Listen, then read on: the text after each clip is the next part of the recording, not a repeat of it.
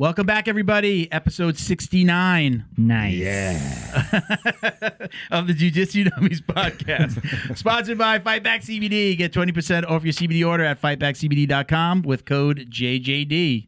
Hey, how's it going, everybody? Pretty good. We're also Hi. sponsored by Black Belt Digital Marketing. Anything you need to build your business, website design, Google Ads, graphic design, anything you need to build your business, they can help. Check them out at Black Belt Digital Marketing on Instagram or on their website, bbdigitalmarketing.com. BB Digital Marketing.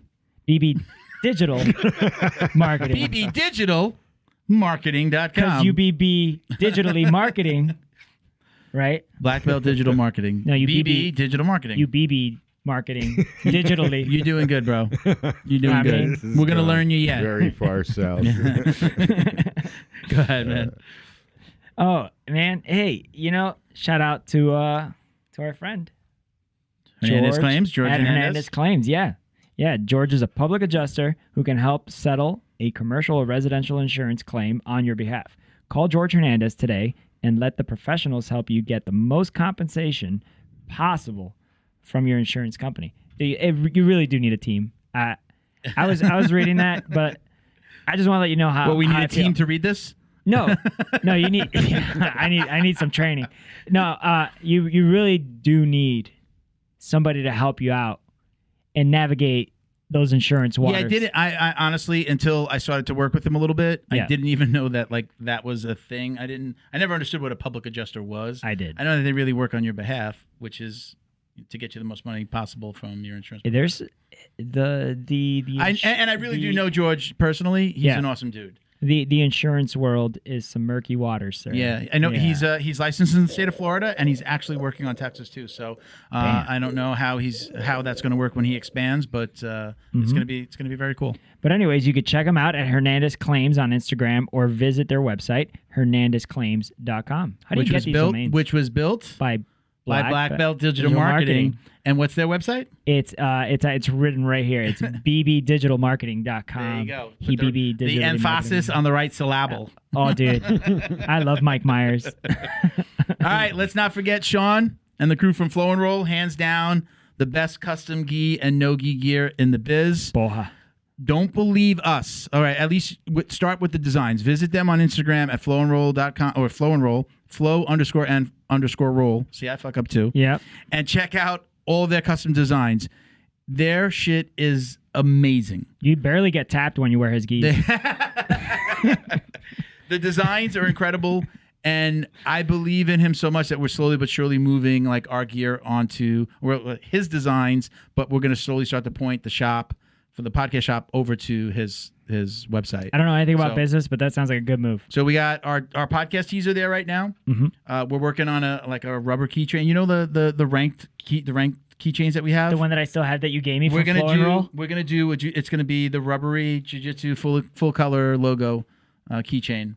Like I'm still, Yes, I got it. Show the camera, not Hey, me. I know what got it looks like. Y'all. So we're gonna Milton do- gave this to me when I got promoted. Yeah, and I'm saving a purple one for you too. I think I still have That's it. never coming. Yeah. I'm just waiting for the next reason I have to go to another gym. I'm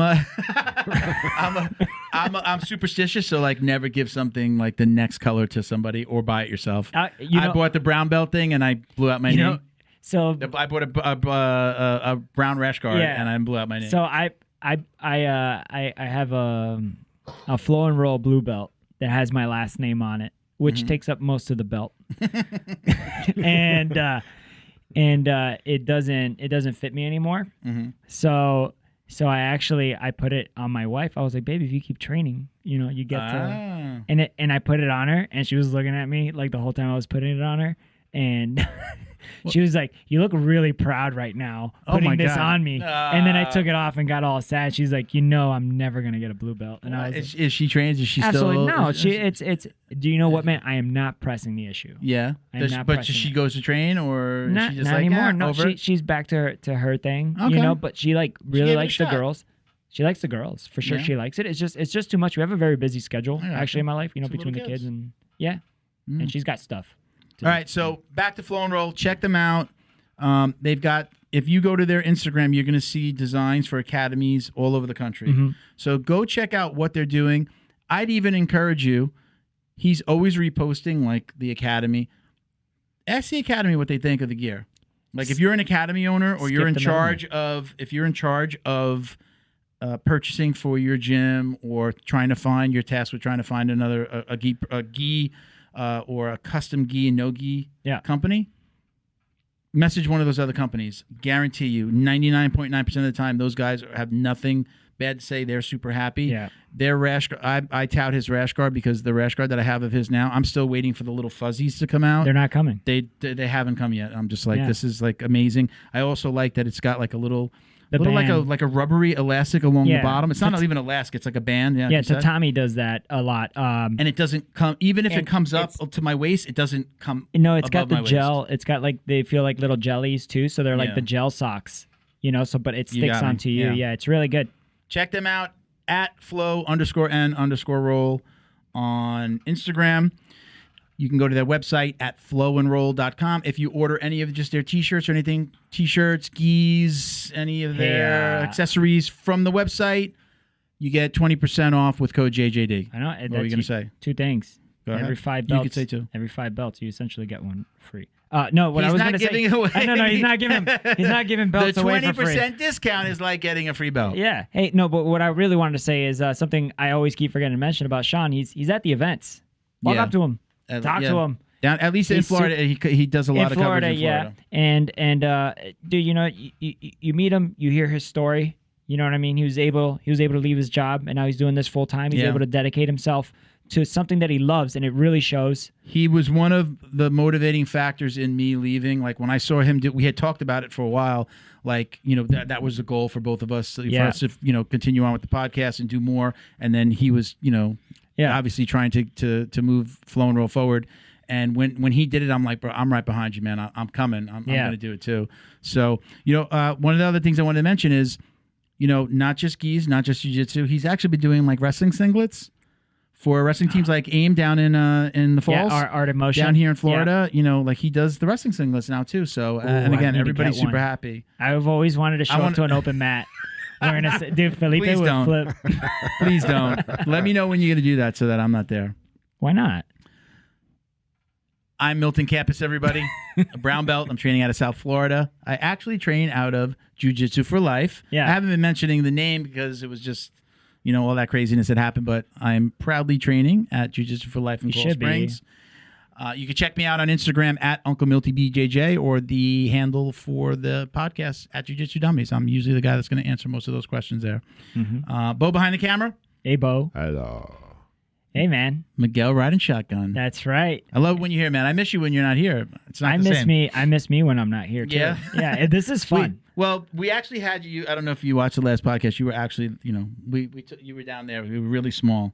Oh, okay. Bo was like, he's there. No, he's really small in the chair. He's right there. He's there. Shout out to Britt Tavar, our booking manager and sponsorship coordinator. She's doing an awesome job. If you got somebody that you want to be on the show or somebody you want to recommend for us to have on the show, or you want to get involved with the show, you own a business, you own a gym, you want to do something with us, we're usually going to contact us through the at Jiu Jitsu Dummies handle, and then we're going to put you together with Britt. You contact Britt too, yeah. All right, we ready to She'll line you up? Yeah. She's awesome. She's done a great job. All of the guests that you've been seeing recently, Britt has taken care of. Takes a lot off our plate here, and we can focus on putting out more podcasts. She's a people person. Let's get our next guest in here. Who is it? Ready to rock? Let's do it. All right, guys. Hey. Today's guest, Jiu-Jitsu black belt, MMA fighter. Yep. She's become widely known as the woman who brought down Gabi Garcia.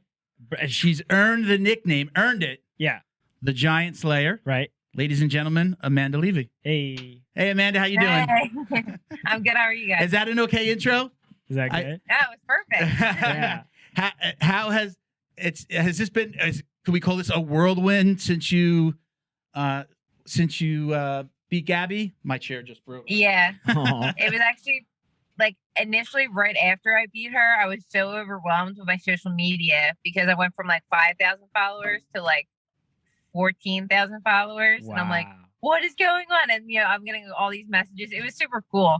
I had like 99 plus in my like requested inbox for like the longest time. And I was like trying to get to everyone because I'm like, it was such a cool win for me, and like the fact that so many people were like reaching out and tagging me and stuff and like messaging me, and that meant a lot to me too. So I was like trying to message everyone back, which I did. I did get everyone, and I felt very, very accomplished after that. But dude, it was so many messages. It was really cool. It was awesome. That's awesome of you to get to everybody, though. Not everybody does that. I think that's important in this day and age.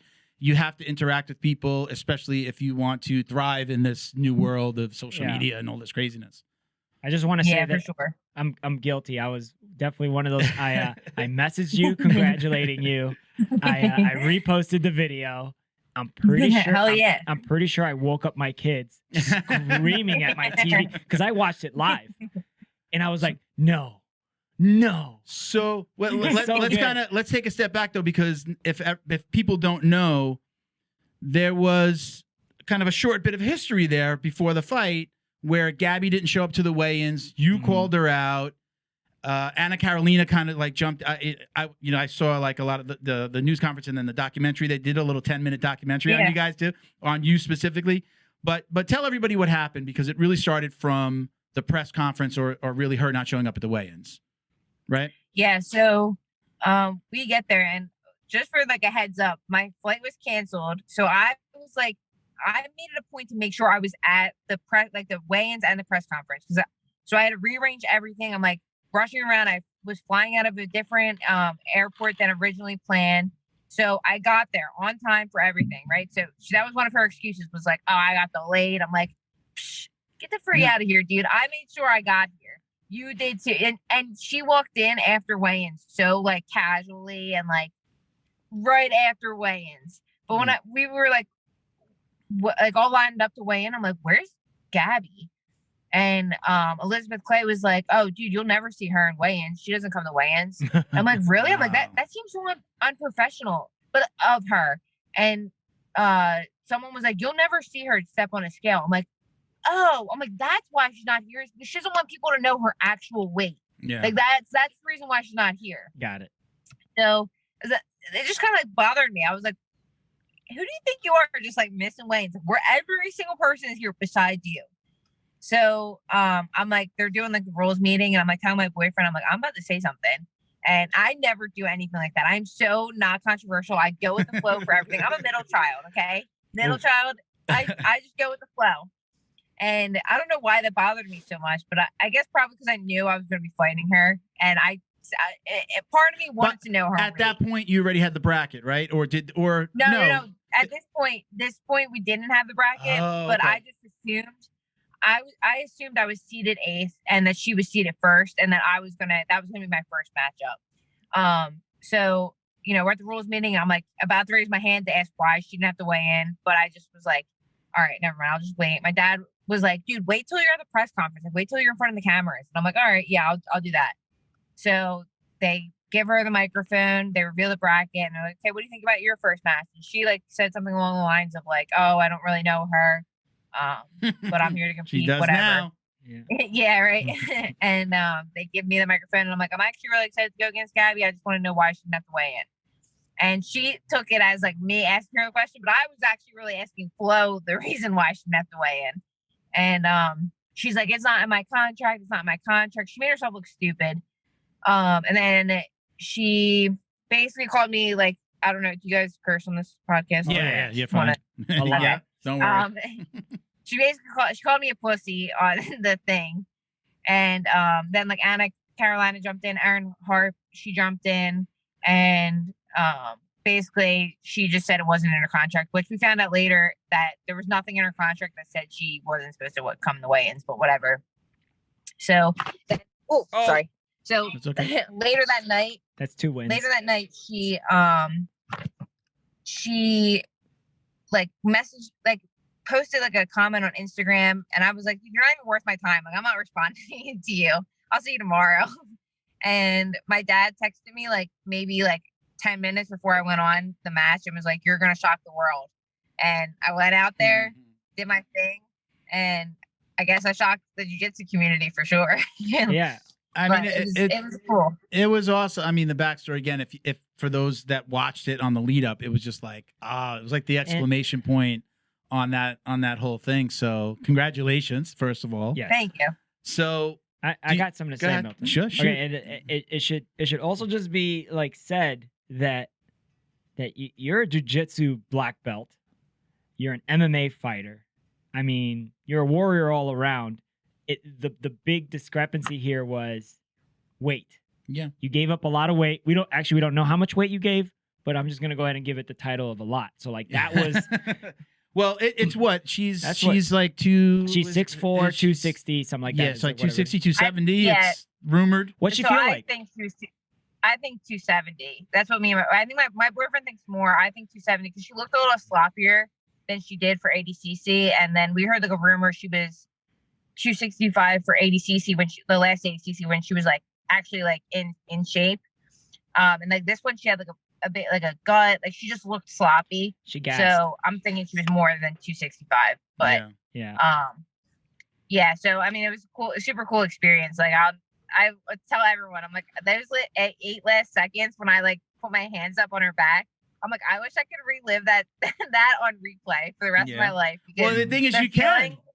You can now because right? 10 years ago, maybe even, or 10, 15 years ago, it just wouldn't be like it is now. And now it's everywhere. And then again, we said before, Flo wound up doing like a 10-minute documentary on kind of like this whole thing. What was it? Is it Amanda Levy Shocks the World? Is that what it's called? Yeah. Yep. Yeah, go check that out on YouTube, everybody. It was awesome. I watched it yesterday again. So I mean, that's like. I know. I told my dad.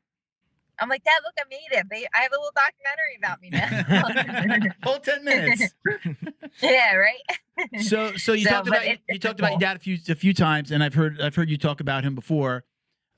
Tell me about growing up. Your dad was like super into sports and really kind of pushed you forward in kind of in the combat sports, right?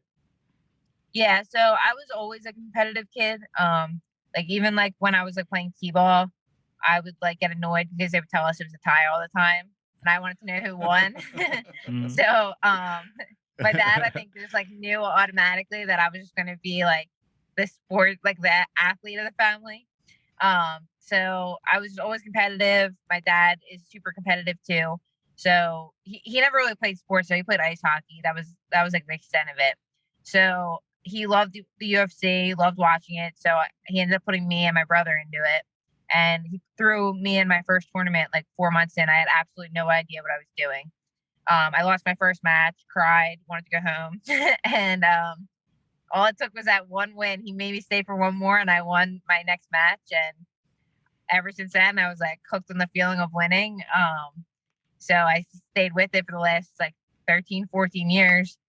And he definitely is like a big factor in it because he's just as competitive, if not more, than I am. So every single day, like he calls me. He's like, "Okay, so what'd you do today? Like, this person you're coming up next on competition. Did you watch any of the matches?" Like, it's a constant. So he definitely keeps me on my game too for training and stuff. How is when that's happening and you're growing up?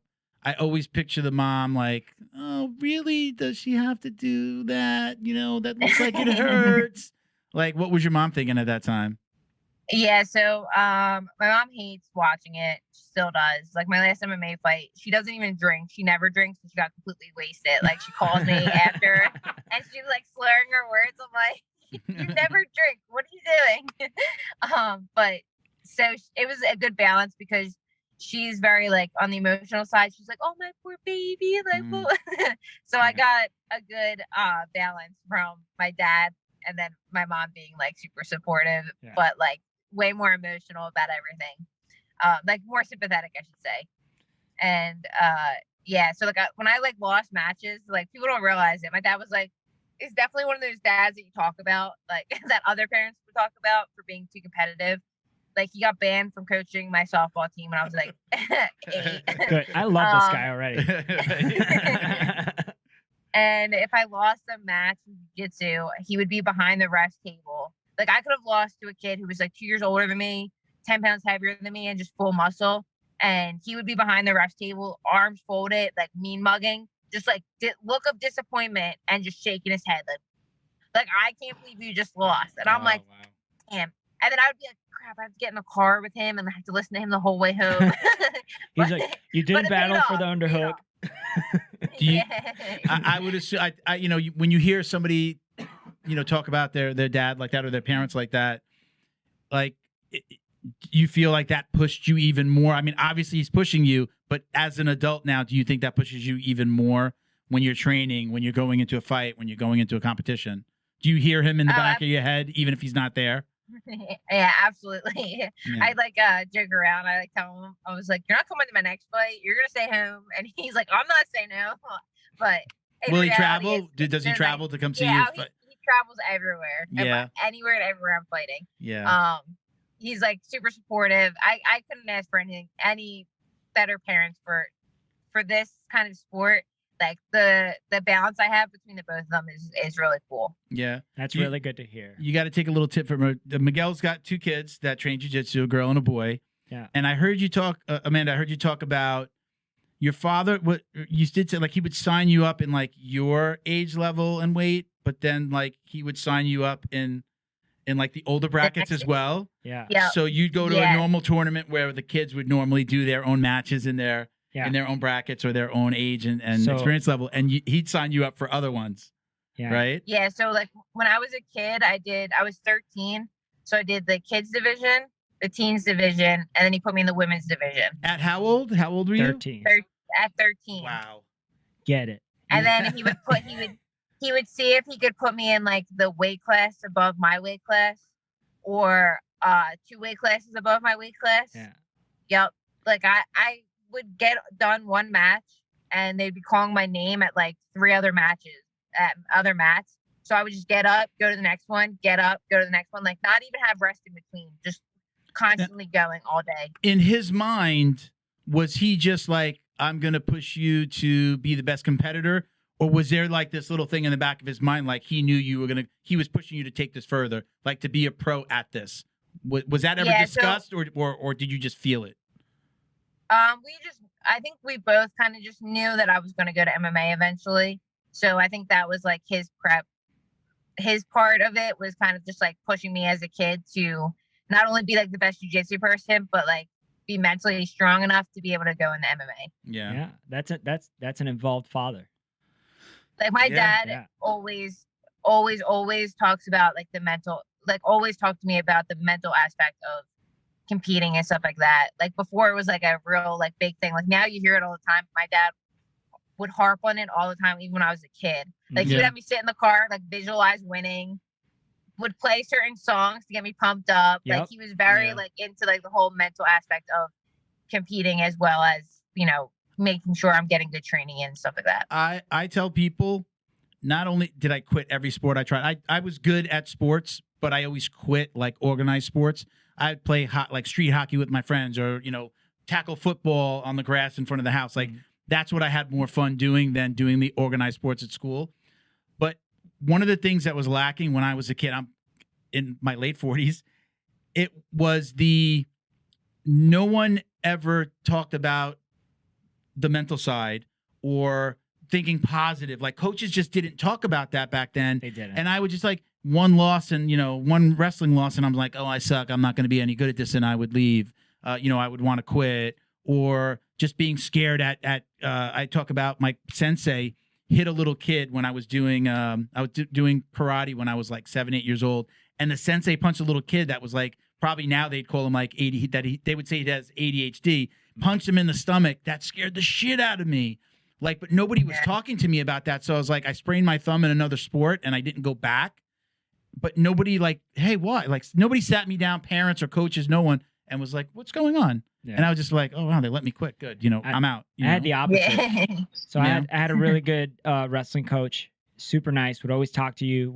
He would even say like at the beginning when I first started, he's like, hey, man, you're dedicated. You work hard.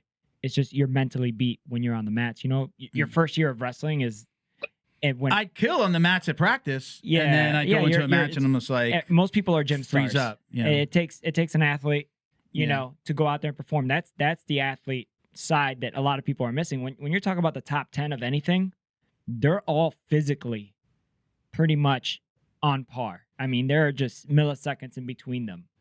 It's that mental. that mental aspect, that mental fortitude, the toughness that gets you that win, the gumption. You know what I mean? So, But I'm like that with my kids. How do you handle that, working Amanda? with Because you don't have your dad with you all the time. What are you doing? I started with a mental coach. There you go. Okay. So for right before my pro debut with the PFL, so I'll give you like a rundown. So like ADCC, when I competed in ADCC, I was probably the worst performance of my life, and it was the biggest stage of my life, and I just like knew I wasn't mentally in it for anything. Like it just like wasn't clicking. Nothing was clicking for me. I had like terrible training leading up to it. Like it just nothing felt like it was going good. And so when I got there too, I was already mentally pretty beat up. And even after that, like I had competitions after that, and I just still felt like things weren't clicking for me. So right before my PFL fight in August, my first pro fight, my boyfriend and my other coach were like, "Can you start working with this mindset guy? Like, I think you would really benefit from it." And I'm like, "No, I don't need that. Like, get out of here. Like, blah, blah, blah. I don't need that." And he's like, "Can you just please try him? Just please try him." I had one conversation with him, and I was sold, literally sold. I'm like, literally talked to him every single day leading up to my fight, changed my whole perspective on competing and everything, how to handle your thoughts when you're, leading up to your fight, what you should be thinking, how to train yourself not to think certain things. And Visualizing. it was the biggest game changer. Yeah. So when I was like getting ready for my PFL fight, when I was like there, I was so happy, like excited to be there, ready to compete. I've never felt better in my entire life. I like recommend a mindset coach now to every single person. I work with it's called Wrestling Mindset. They have like an Instagram, you might see it sometimes. The guy I work with is Mike Moore, and he's been like working with like a lot of UFC fighters, which is pretty cool.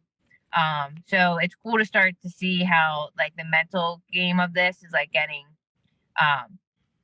they're getting more involved with like the mental side of competing, because honestly, you could train your ass off for however many days in a training camp, and if you're not feeling it, or if you can't handle your nerves or your thoughts the day of, that could be the ultimate game changer. I know music does it for me. Like music definitely puts me into like a certain mindset. Yeah. Like if I go to the gym, I want to listen to a certain type of music. Sometimes if I'm going in my car to train jiu-jitsu, I'm exhausted, a little bit of a headache. It's been a long day. There are certain songs that I'll put on, and I'm just like, oh yeah, we're gonna go fucking choke somebody today. Yeah. It's like for me, it's always, again, I just always go back to like I also did ROTC in high school and wrestling, and it's just being mentally like if like you're tired, they're dead.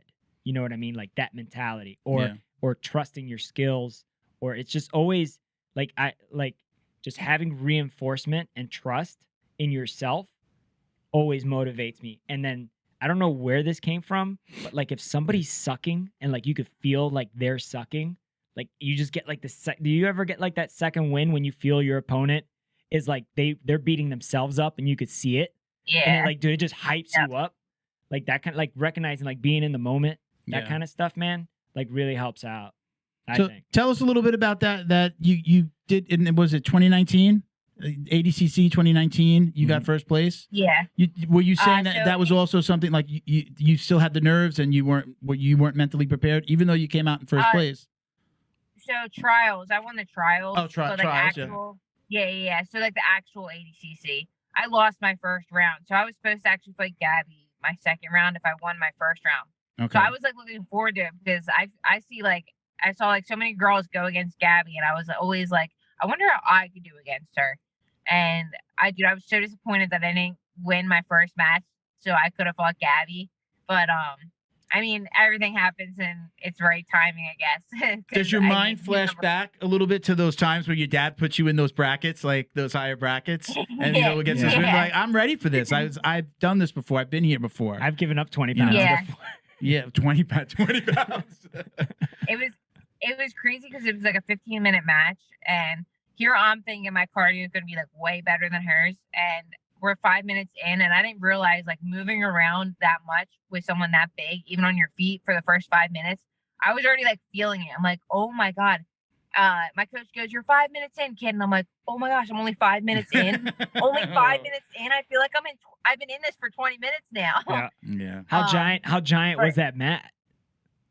I mean, that mat It was was a pretty big giant. mat. Yeah, it's a giant mat too. Yeah. So it's not like some people have the stall tactic, especially like IBJJF. Run out. Like they'll kind of like run out and Yeah. then tie their belts a little bit, and then none of that here. Yeah.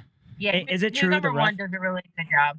Is it true that like the ref is like talking smack too at like who's number one, like those type, like that same ref, like he's always like, "Come on, you got to keep this exciting. Come on, keep it moving." Yeah, like, he's like yeah. he's one of the best reps. I don't know his name, but Yeah, I don't he know his definitely name keeps it going. Come on, guys, we're here to do jiu-jitsu, or we're here to grapple. No, yeah, they don't mess around with that. They definitely like keep telling you, like, "Yo, you guys better start moving. You guys got to keep moving. You guys got to do something.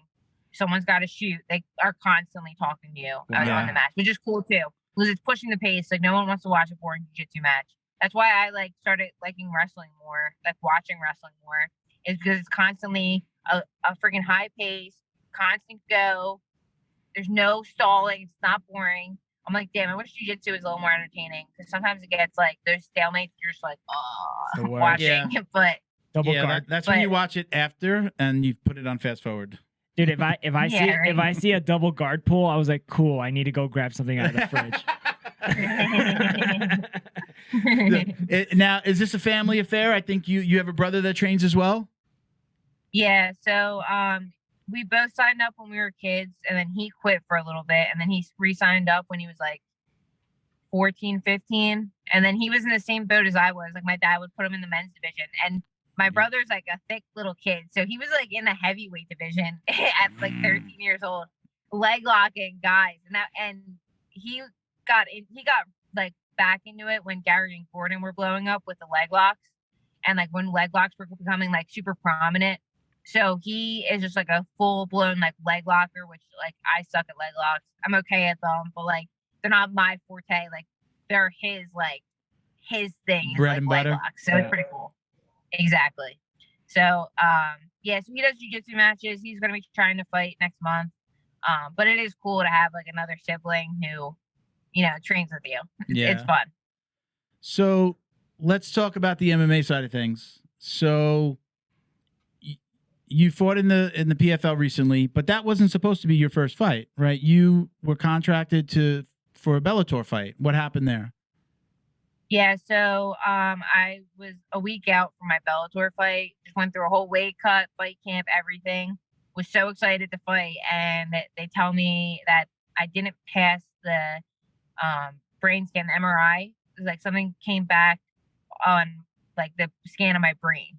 So I wasn't even devastated about my brain. I was literally crying like someone died because I wanted to fight so badly, and I just couldn't believe that this opportunity was just ripped from me. Wow. And so I went through like this whole like depression, because I went to the doctor before I had to get more tests, and he's a neurologist, and he was like, "Well, if you have this, then you're never gonna be able to fight again."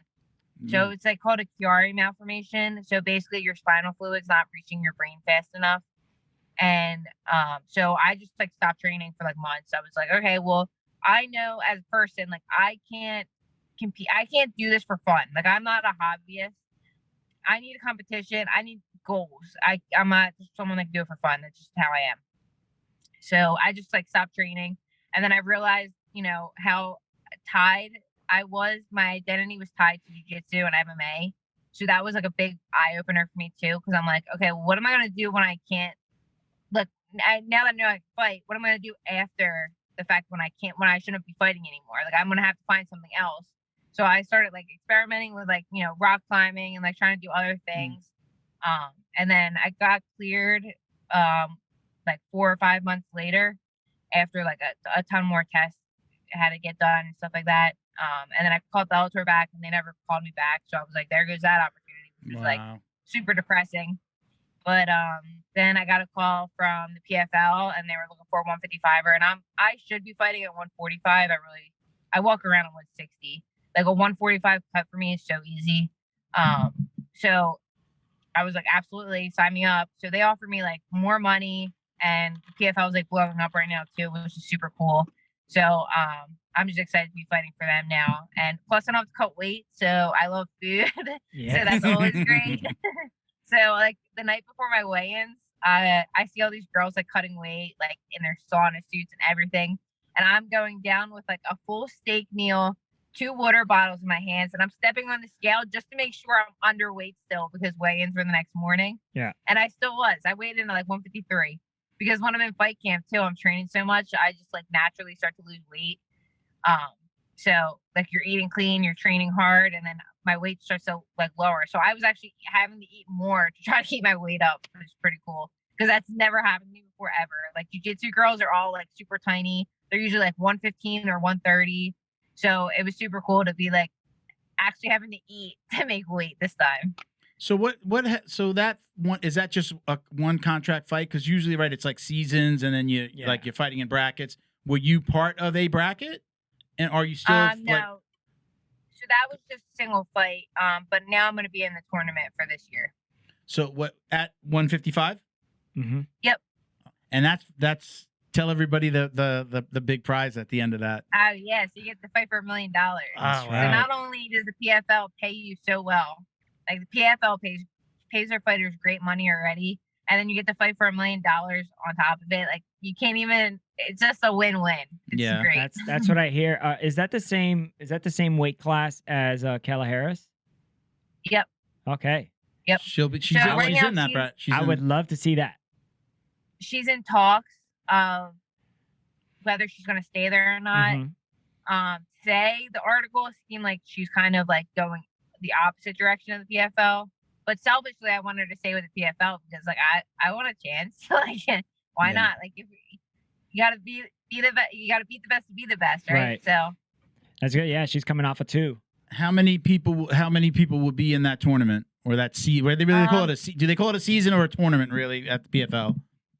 I think they call it but they definitely call it a season. I know that for sure. Okay. But I actually don't know how many girls are in it.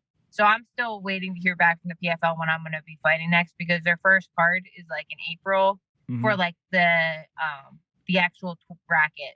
So like I think they're doing like a contender series kind of thing in March, and then the bracket starts in April. So I'm just waiting to hear back when I when I'll have my first fight.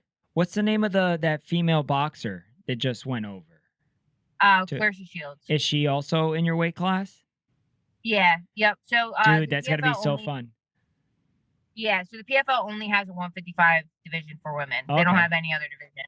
Yeah. So yeah, all those girls are 155. Dude, you said you like challenges and you got goals. Oh, heck yeah. You got some challenges, and I hope you get your goal. It sounds like it's super entertaining for me to watch. Give us 1 second, Amanda. We're going to shout out some sponsors. All right, so we'll be right back.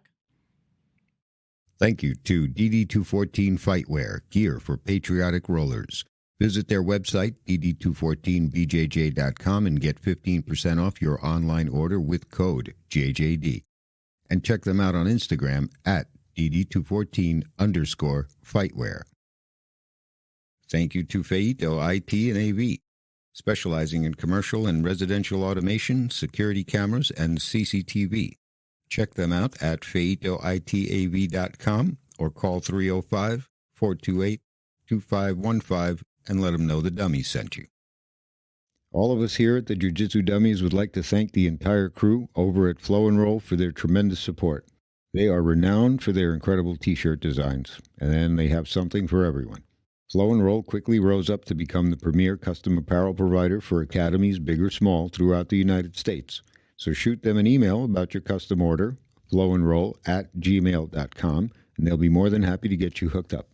Check them out on Instagram at flow_n_roll for samples of their gi and no-gi kits, and they conveniently offer flexible payment options too. Head over to flowandroll.com for more details. And while you're there, pick up a Jiu Jitsu Dummy signature tee, now exclusively at flowandroll.com. And remember, you'll get 20% off your online purchase of t-shirts, rash guards, or gis with code JJD. Special thanks to George Hernandez, Claims Adjuster. Have you experienced damage to your residential or commercial property in the state of Florida from flood or fire, storms, theft and vandalism, even sinkholes, just to name a few? Don't get stressed out dealing with your insurance provider. Call George Hernandez today and let the professionals get you the most compensation possible.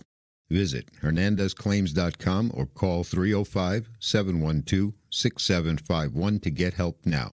And stay in touch with them on Instagram at Hernandez Claims. Don't forget to like, share, and subscribe wherever you're listening. And if you're watching on YouTube, click the bell to be notified every time we upload new videos. All right.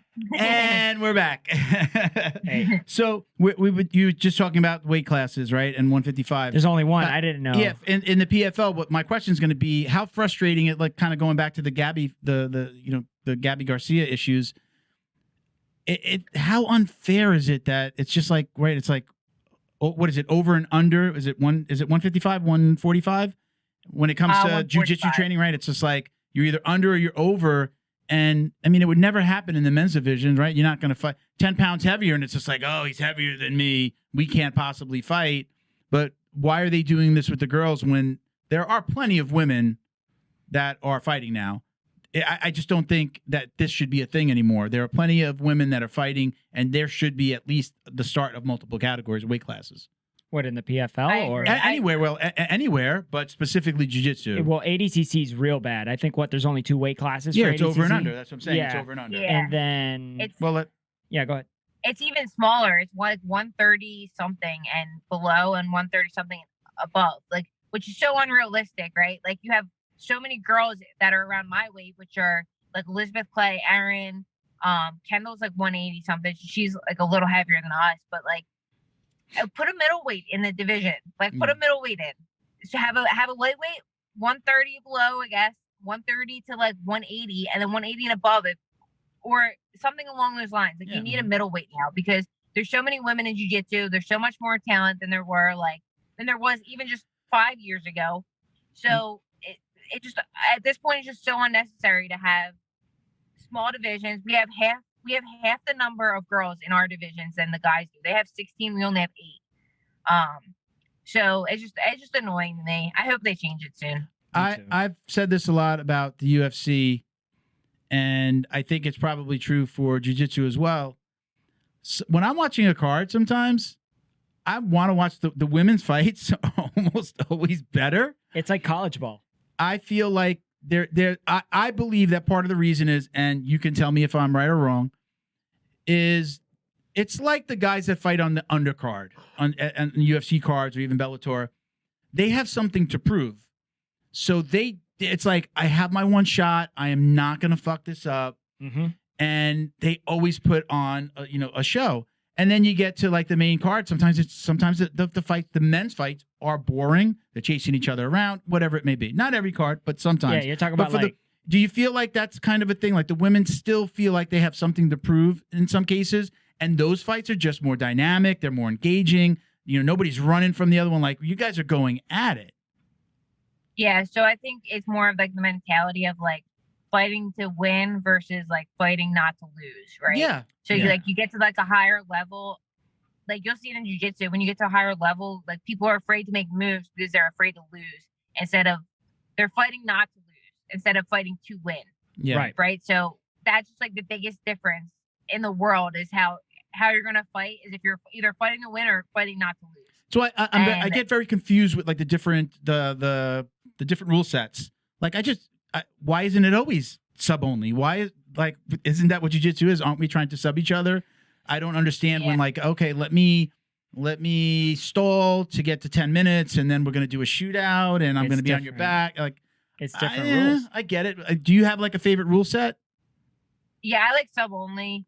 I just did an EBI rule set in December, and I thought I liked EBI rule set, but then I hated it because the problem was, like, I destroyed her the whole round, and she was just, again, like, playing not to get submitted. So like, when you get someone who's just their sole goal is just to not get submitted and just to stay tight. So positionally, I just dominated her the whole time. Mm-hmm. And then I just couldn't get her to open up. I mean, I guess, again, don't be wrong. I should get the submission. But again, it's annoying when you go through like this whole round and then she gets to start on like the back or like in an arm bar on me. And I'm like, I just killed you, like dominantly killed you the whole regulation time. Yeah. And you get to start in this great position. Not, again, I won, and I'm not complaining, but I just realized that I don't No. like EBI rule set now because of that that like stipulation. The best of the best have already cracked the code. It's already been said by every EBI champion that you stall and you wait for the overtime. That's that's how you crack. And then ADCC favors wrestlers. No, this has been this is no. this is documented. I'm agreeing with you. I'm just kind of going. I don't like that they do it. Favors wrestlers, right? And then they also you play that time, and then if you're a wrestler, you just stall, wait till it's points, get your takedown, stay on top. Right? Like that's the ADCC crack the code 101. What's cool about the PFL that I like, most people find confusing is like you get a decision, it's less points. You get, a knockout finish, it's this many points. You get a submission, it's this many points. And it's like a season. Yeah. So it's like kind of cool to watch because it's like you could almost even have like PFL trading cards at this point. Yeah. The UFC, when you get, there's two different types of stalling in the UFC that I recognize. It's the two guys that are so equally matched that it just looks like you a see stall. two heavyweights just circling each other and nobody's throwing a punch. And then you have the one where what Amanda said was they're just fighting not to lose. Yeah. And that's definitely the worst. And Dana does a really good job at calling those fighters out. He doesn't let anybody get away with shit over there. But then he's also, I think things are going to be changing because he's also not paying the fighters. Yeah. And what do you think about that whole issue? You saying like the PFL pays really well. Are they paying more than they're paying their UFC fighters? Do you know? I think I think some fighters are getting paid more over at the PFL than they would at the UFC. And I think that's one of the main reasons why Kayla Harrison is hesitant to go over to the UFC. But I think it comes down to the decision is if you want to have a legacy, you have to go to the UFC. If you want money, you have to fight at a different organization. Yeah. I think that's basically what crossroads she's at right now that she gets to decide what she wants to do.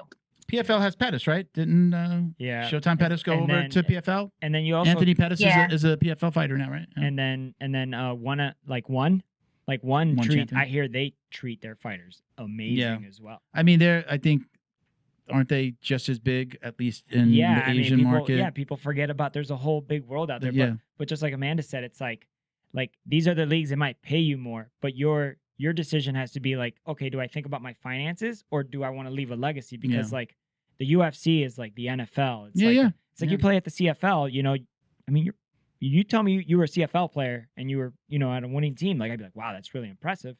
But people play in the CFL to get into the NFL. Yeah. So we're talking about leagues. What about, I always love to get people's take on combat jiu-jitsu, especially from somebody who jiu-jitsu black belt and an MMA fighter.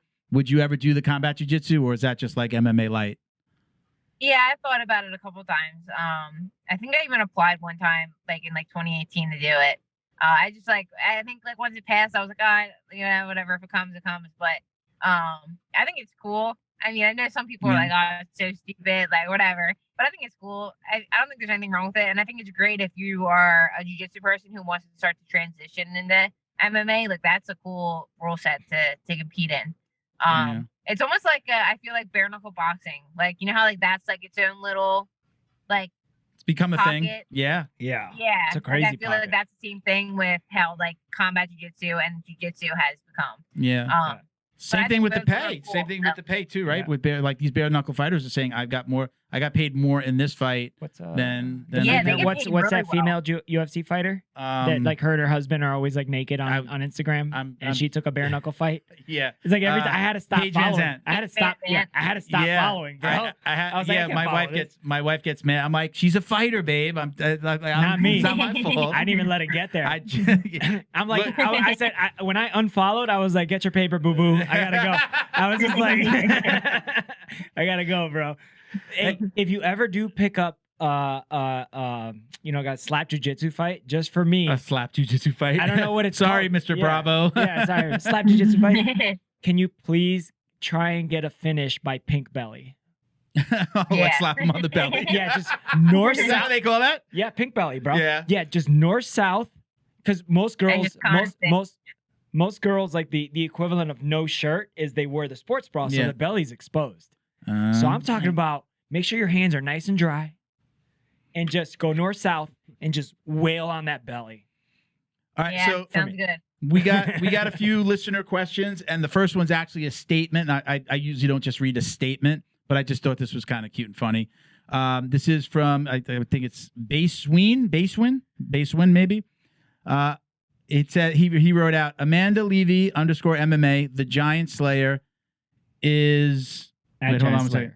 Yeah, okay. Wait, hold on one second. So okay, he was adding you. He says the Giant Slayer is at Giant Slayer JJ, which is that little guy. What's his name? I forget. The Giant Slayer. Yeah, I forget the little guy's name. Yeah. He said, "You're the XXL Giant Slayer."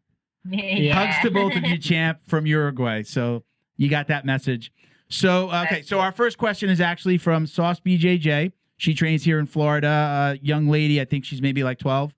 She says, my question for Amanda is, would you prefer to fight someone smaller and wigglier, bigger and stronger, or evenly sized? What's your preference? I always like to fight people bigger because I feel like you get more credit for fighting someone who's bigger than you. Yeah. I feel like it's like more of like an accomplishment, like more of a feat. Like, oh yeah, that person had 50 pounds of me, and I beat them. Yeah. So I think fighting someone bigger is always cooler for the notoriety. But it is nice to fight someone evenly your size, just because you're fighting in your weight class and you're fighting someone you're evenly sized. You know that you're like actually the better person. You see where you're at. Yeah, with an exactly. evenly matched opponent, but. It seems like you really like a challenge. Yeah, I do. Yeah, it's good, man. I think that's really good. She asked too, is your answer different for MMA than BJJ? And there's actually a question. I don't know that I took this question down, but I'm going to ask it here. Actually, it's one of our next questions. It's going to kind of relate to this, but BJJ Belt Collector on Instagram, he says, would you beat Gabi Garcia in a fight? Pride rules. What do you think? Yeah, so it was so funny. After I beat her, I was so dead set. Like, I was at the call her out for MMA. Because she fights like grandmoms in MMA. And I think... That's the clip. That's a soundbite right there. Yeah. She fights grandmas. So I think she fights in Japan, and I always wanted to go to Japan too. So I'm like, this is a win-win for me, right? I would probably get a huge payday for this. I would get to go to Japan, and I'd get to beat Gabi. Come on. Yeah. Yeah, I mean, she's, I've seen her fight. I haven't seen one of her fights recently, to be honest, but, she is a bit sloppy. It is a bit of kind of. Well, she's been. I think I might be able to stick and move, like stick, move. But how awesome would it be to stick and move and then beat her at jiu-jitsu and yeah. and then the ring as well. Put like a stamp on it, like I beat you here too. Saint Chook. She better show up with some cardio. So one championship, let's make that happen. You're gonna start some shit now. I hope we're gonna start some shit. Hey, Gabi, Amanda's calling you out. What's up? Yeah, not let's me. do this. Her. Yeah. All right. She really doesn't like me now. Oh God, have you guys ever? Have you gone back and forth on social media at all, or? She reached out to a school that I was doing a seminar at, and they only tagged her in the post because they didn't say anything mean. They just said she beat Gabi Garcia, and they tagged her in the post, and so people could click to see who she was, and she messaged them and was like, Amanda didn't really beat me. She's not the champion. And then she was giving excuses like she had a tumor on her ovaries and she had 2 broken ribs. But I'm like, why are you even bothering messaging a tiny school in Utah who has probably less than 50 students out there, and you're messaging them and you're actually having to explain yourself to this school? Dude, you have 500,000 followers. Leave it alone. What do you need what are you trying to prove? Take the L. You want to know something? I forgot, and I believe that we posted. I know she commented. She commented something along the lines of there was more to the story because I think I might have posted about just right around just the weigh-ins part, right when it happened. I think I posted something, and she commented there. I think it was before the competition, but she commented in there. We got to find it. So she actually commented to us, to the Jiu Jitsu Dummies, the podcast handle. And I was just it was kind of odd. It was really I think it was just really posting it to show it. And it was just like, she was trying to defend it a little bit, but I guess like that's what she does. Childish. Yeah. I mean, we'd love to have you on, Gabi. You can come talk to us. We have our booking manager who reached out to you, Britt. She's a huge fan of Gabi's. She actually like met her at like an event in Texas, and she's absolutely trying to get her to come on. And she said she's been like a little flaky with getting back to her, but we'd certainly have her on and let give her the floor. But I don't know, I think it's a little childish to jump in like that and defend it. I'm a fan of like Joe Rogan's approach of post and ghost. Like you stay out of the comments basically. Yeah, post and you ghost. get into the comments when you're that popular, and you're gonna it starts to eat away at your soul. I have a question. Like now you have these followers. Like how do you feel? Like how are you handling it? Like are you taking I just post and I don't pay attention to it, or are you interactive, or? Yeah, I will. So I'm not like super popular. So like people when they comment nice stuff, like I'll like it or whatever. But I don't get too deep into it because I already hate social media and I try to get off of it anyway. So yeah, I don't take anything to heart though. So it's funny because when I was younger, like when Grappler's Quest was around and Nagas and stuff. So like they used to like have like actual people like that would video matches for Grappler's Quest. So Grappler's Quest ended up putting like a ton of my matches on YouTube. Like every match you see on me on YouTube, like I did not post one of them. Like it's always like someone else. But they have like millions upon millions of views, each one of them. Is like, it after the fact though? Like after you beat Gabi or something? Like then they were like No, this was before Gabi. Oh, okay, okay. The one has like 8 million views from when I was like a kid. Oh, like wow. yeah, like insane numbers.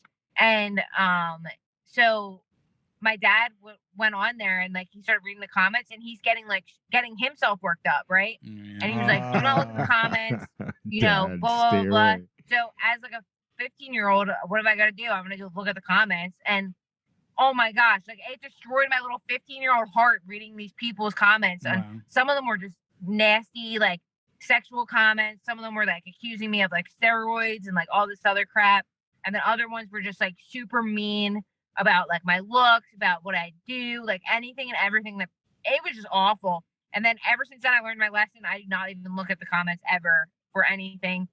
On Instagram it's different. Like I'll just see people's like nice posts and I'll like it. But like YouTube and stuff, I do not even bother. Yeah, I think the only place where we've ever gotten any negative comments, we talked about this last week, and it was like the stupidest comments. It was nothing insulting, but I remember one time somebody said something kind of stupid, and it was like something like, "Who do you guys think you are, Joe Rogan or something?" No, you guys are trying to be Joe Rogan. Yeah, too. Like who isn't? And he saw it, and he said something to me, or like he messaged me, and I was just like, "Yeah, I'm gonna ignore it." He's like, "Hell no!" He's like, "You got to answer that motherfucker right there." Yeah, like he got in there and answered it, but I've just taken that approach from the beginning. Very politely. We have gotten like next to no hate, but guests have gotten hate. Like we had Rashad Evans on recently, and he was doing a fight in Eagle FC, and people would, a few comments, nothing crazy, but like, messages and even on Instagram, like, he's going to get his head knocked off. He must be out of money. Like just all this stupid shit. Yeah. And I was just like, I wanted to defend him. And there was one that says like $20, he gets knocked out. And then after when he won, I commented, I'm like, would you like to Venmo me? And that's like the only time. You should have just dropped the handle. That's the only time that I answered something even negative. Because I know that you could get caught up in it, and I would get affected. It would eat at me a little bit. I'm proud of what we're doing and what we've done, and fuck you if you're gonna shit on it. What was that one audio thing you were playing? There was like a bee doesn't take the time to explain to a fly why honey's better than shit. Yeah, right. Exactly. That's that. You know what I'm saying? These are just like couch warriors, bro. Yeah, it happens. That's what I mean. I can't even comment on any of her stuff, because like I've never been. The only fist fights that I've been have been not organized, very organic. Backyard fights. I think I saw you on a video. No. Mine were all very organic. All right. Last question from last listener question. When facing an opponent much larger than you, what would you say is the most critical component of your game? Probably like pushing the pace. I always like emphasize pushing pace on people that are bigger, and I always take pride in my cardio to begin with. So for me, that's just like an easy thing to do. And you can't be scared. So I think a lot of people like were afraid of Gabi. Like, I wasn't afraid of Gabi. The only thing I was afraid of was that something stupid would happen, and because of the weight difference, that I would get injured. That was like my only fear. Was like, what if like we landed a certain way and like she's 100 pounds heavier than me, and like that could be it for my MMA career. That was the only worry I had. Other than that, but I was like, she's not gonna run me off the mat. That's for damn sure.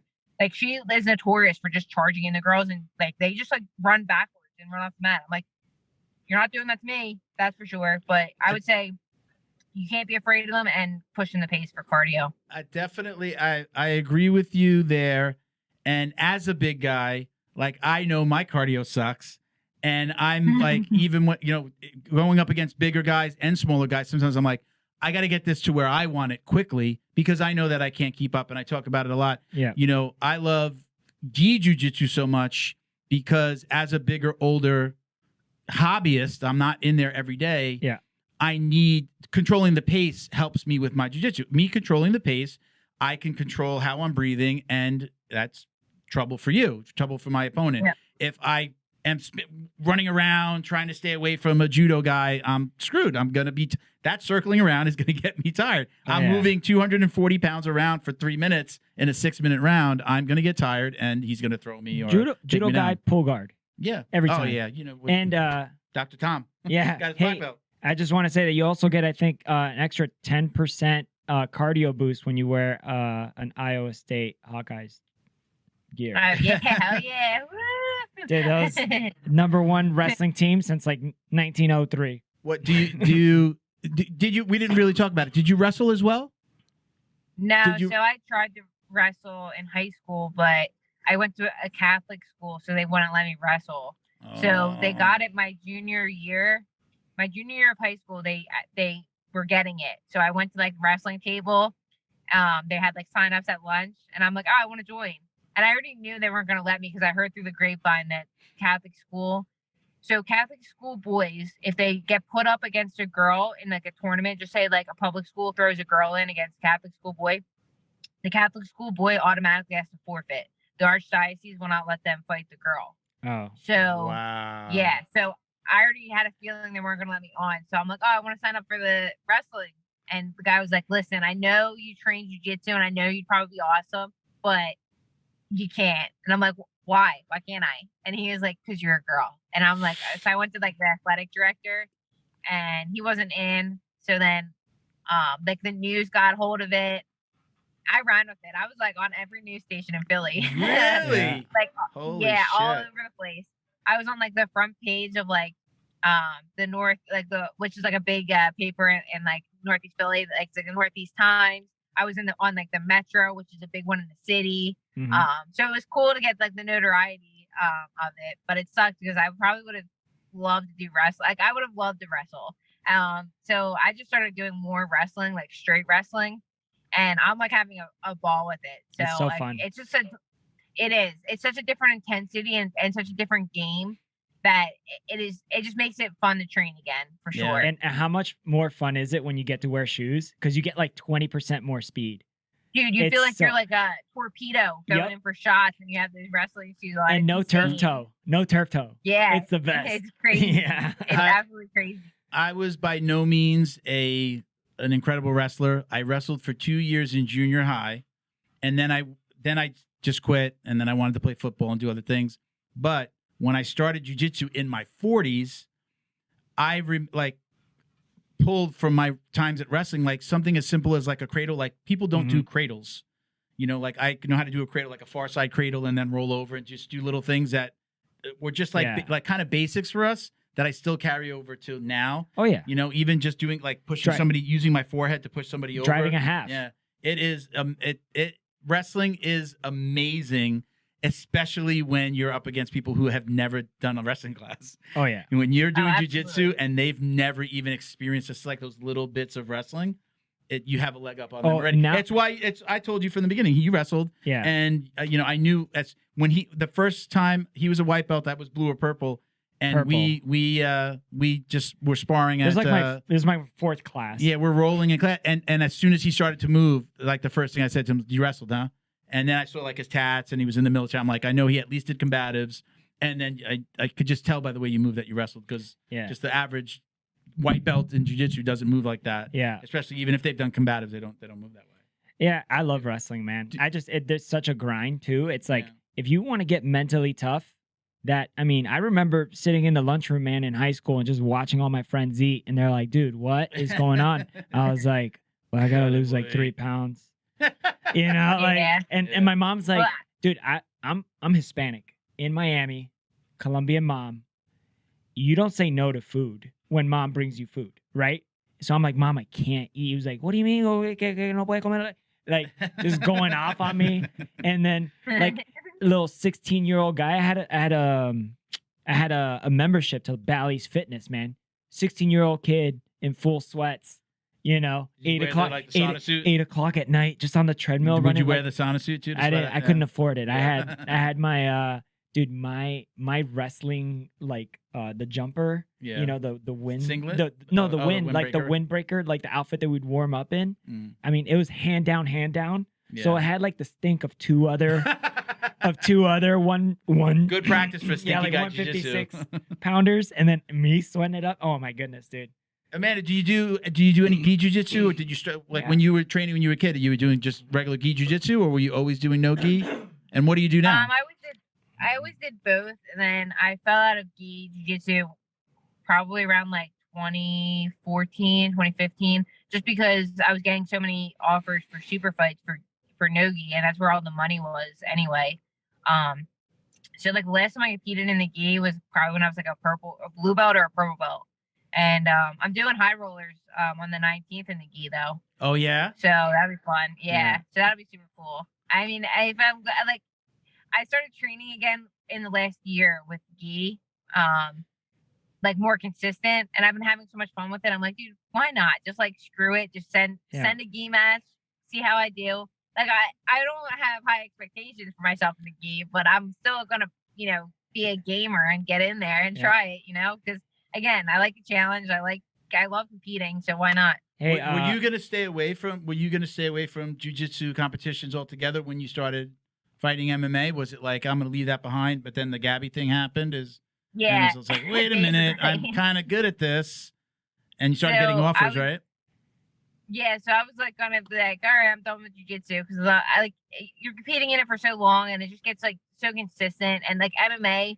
Like the high you get off of an MMA fight versus a jiu-jitsu match is like not even comparable, right? Like chasing that high is just like a thing for me now. So like MMA, you're like literally on cloud 100 million, and jiu-jitsu you're maybe on cloud 9. And so like I was like, all right, yeah, I'm gonna be done with that. And then when I got ranked on the flow grappling thing, I'm like, okay, well now that I'm ranked number 6, I kind of have to stay with this now. So I'm like, you know what? I might as well just start doing tournaments anyway to just stay consistent, and it'll be a good warm up for PFL fights. Like, why not compete on the off season and just stay active in something? So that's what I'm gonna do. I'm gonna probably sign up for a couple IBJJS this year, and that's so fun. Gi and no gi? Will you do gi and no gi and everything? Yeah, no gi, yeah. Just to stay consistent and have fun with it. I'm not going out there to like I guess it's a different I want to do it more for fun and not for the competitive drive that I've always had with it. I just want to use it to stay active is my end goal for it. How close are you to Indiana right now? Like 12 hours, I think. Ironically, I'm going to Notre Dame Stadium for a wedding in March. So that'll be cool. If I could suggest, hit up Daisy Fresh and do some wrestling there. I think that'd be really super cool. And they seem really open, because I've hit them up and they're like, come on down. And I was just like, I need to make What's the deal with like Kendall's fighting in Europe under their banner? It's like now she's Daisy Fresh. Like, do you know anything about that? Have you seen that? Yeah. Well, because I have a match against Kendall in do you? March. Yeah. Yeah. I'm fighting her for Polaris on March 26th in London. Is that part of it? And that's another thing too. Is that where she's like on the team Daisy Fresh, right? it's Pedigo submission fighting you. Yeah, I don't know why she's fighting under them because I thought she was Gracie Baja, Yeah. but I'm not really sure. I mean, I'm excited to fight her, go against her though. That'll be a cool match. Giving up some weight there too. Yeah, right. Does she got to come down a little bit? No, so that's just open. So she'll probably like when we did who's number 1, she was 180. Mm-hmm. And I walk around at like 155, 160. So but yeah, and plus using jujitsu now, doing jujitsu matches, I just use it to travel and see places too. So like I'm going to London, like hell yeah, whenever. Why would I go to London? They pay for everything and they put you up, right? They feed you. Yep. They pay for your ticket. That's awesome, man. Yep. Why not? And yeah, exactly. So why not? Let's talk about that PFL fight real quick before we let you go. It was a little scary there in the beginning, right? I mean, you got caught. You went down. Mm-hmm. And tell everybody what happened. Yeah. I'll let you explain. So I was supposed to go against a French Olympic wrestler. And then they switched my opponent out because she didn't get her visa, whatever the reason was. And it was like a week before my fight. And again, I thought I was going to lose this fight too. So I'm like, again, hysterically crying like someone died. Because I'm like, why can't I just get a fight? Because I could never get amateur fights because girls would see my jiu-jitsu background and be like, nah, I'm not fighting her. And then I had the Bellator offer that got ripped from me, and then the PFL, the girl dropped out a week before my fight, and I'm like, oh my gosh, I'm gonna lose this opportunity too. So they ended up finding someone. She was a boxer, and I didn't practice like one takedown this whole entire fight camp. I was literally going in there like going against an Olympic wrestler. I'm like, oh, I can practice my striking now. Like this will be a good person to like actually, use my striking on. Like, because if she's an Olympic wrestler, then obviously all she's probably really good at is wrestling. If you're wrestling at that level, right? So then I was going in like, okay, I'm like the first round, we'll see how it goes. Like I'm gonna get my feet wet. All it takes is one punch, of course. She just caught me right in like the perfect spot where it like turned my legs off. So I was completely still aware and still there. It was just my legs gave out on me. I'm like, oh my god, where are my legs? So I fall down. She kind of like rushes in on me, which was like her big mistake because she literally just gave me like a free double leg. So I was able to kind of come up with her legs, push her against the cage, and then take her down with a single leg. And I ended up getting to her back. And then once I got to her back, I'm like, oh, like I feel like I got this. Yeah. Yeah, it was almost like too easy taking her back. Like I was like, I hate to say that, but like I felt like I was like wrestling like a child at that point. Yeah. And so my thing was I didn't know how much time I had. So I'm like rushing to get the choke, and then I hear my corner go, you still have a minute. And I'm like, oh, I still have a minute. Like, oh, this is gonna be done. So I just sunk the running choke in and was able to win the fight. But yeah, it was definitely scary there for a second. But at the same time, I'm glad I got that experience out of the way, just so I know that I can take a punch and recover. So that gave me a little bit more confidence going into my future matches for sure. Was your dad at that fight? Yeah, he was. Was he scream? Could you hear him screaming? I'm sure he was probably the loudest in the crowd. So no, he actually doesn't really yell. So my mom's a yeller. My mom screams like a mad woman. But he was like, you should just go in there and just take everyone down. I'm like, Dad, I need at least one round of practice every time I try to fight MMA, because if I'm not a good striker and I can't take someone down, there's going to be a real issue there. So I'm like, I just want to get my feet wet. Like, it wasn't like I was like, oh yeah, I'm going to knock this girl out, or oh, I'm going to abandon my jiu-jitsu. It was just me trying to get like a gist of what it's like to be on my feet and like an actual fight, so that when the time comes and God forbid I can't take someone down, that I can semi-rely on striking, So definitely more of a takedown person, right? You're not pulling guard. Yeah. MMA, you want to be on top. And I also think that's really intelligent of you. Like, a lot of people don't think of that, like, to go into a real fight and go, like, everybody talks about like that feeler round, that feel out round.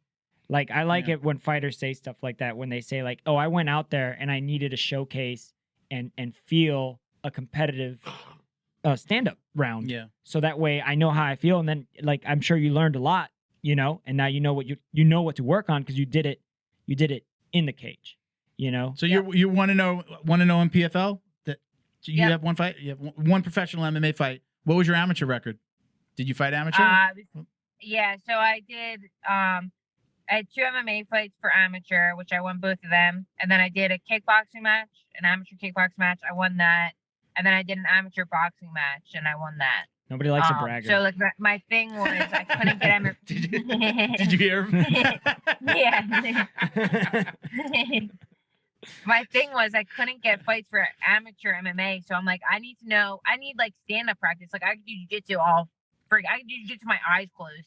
I need actual, like, I need to be able to take punches and defend them and learn all that stuff. So I'm like, I got to do a boxing match and kickboxing match just so I can get something of like a striking look, so that when I do fight MMA, I'm a little bit more well-rounded.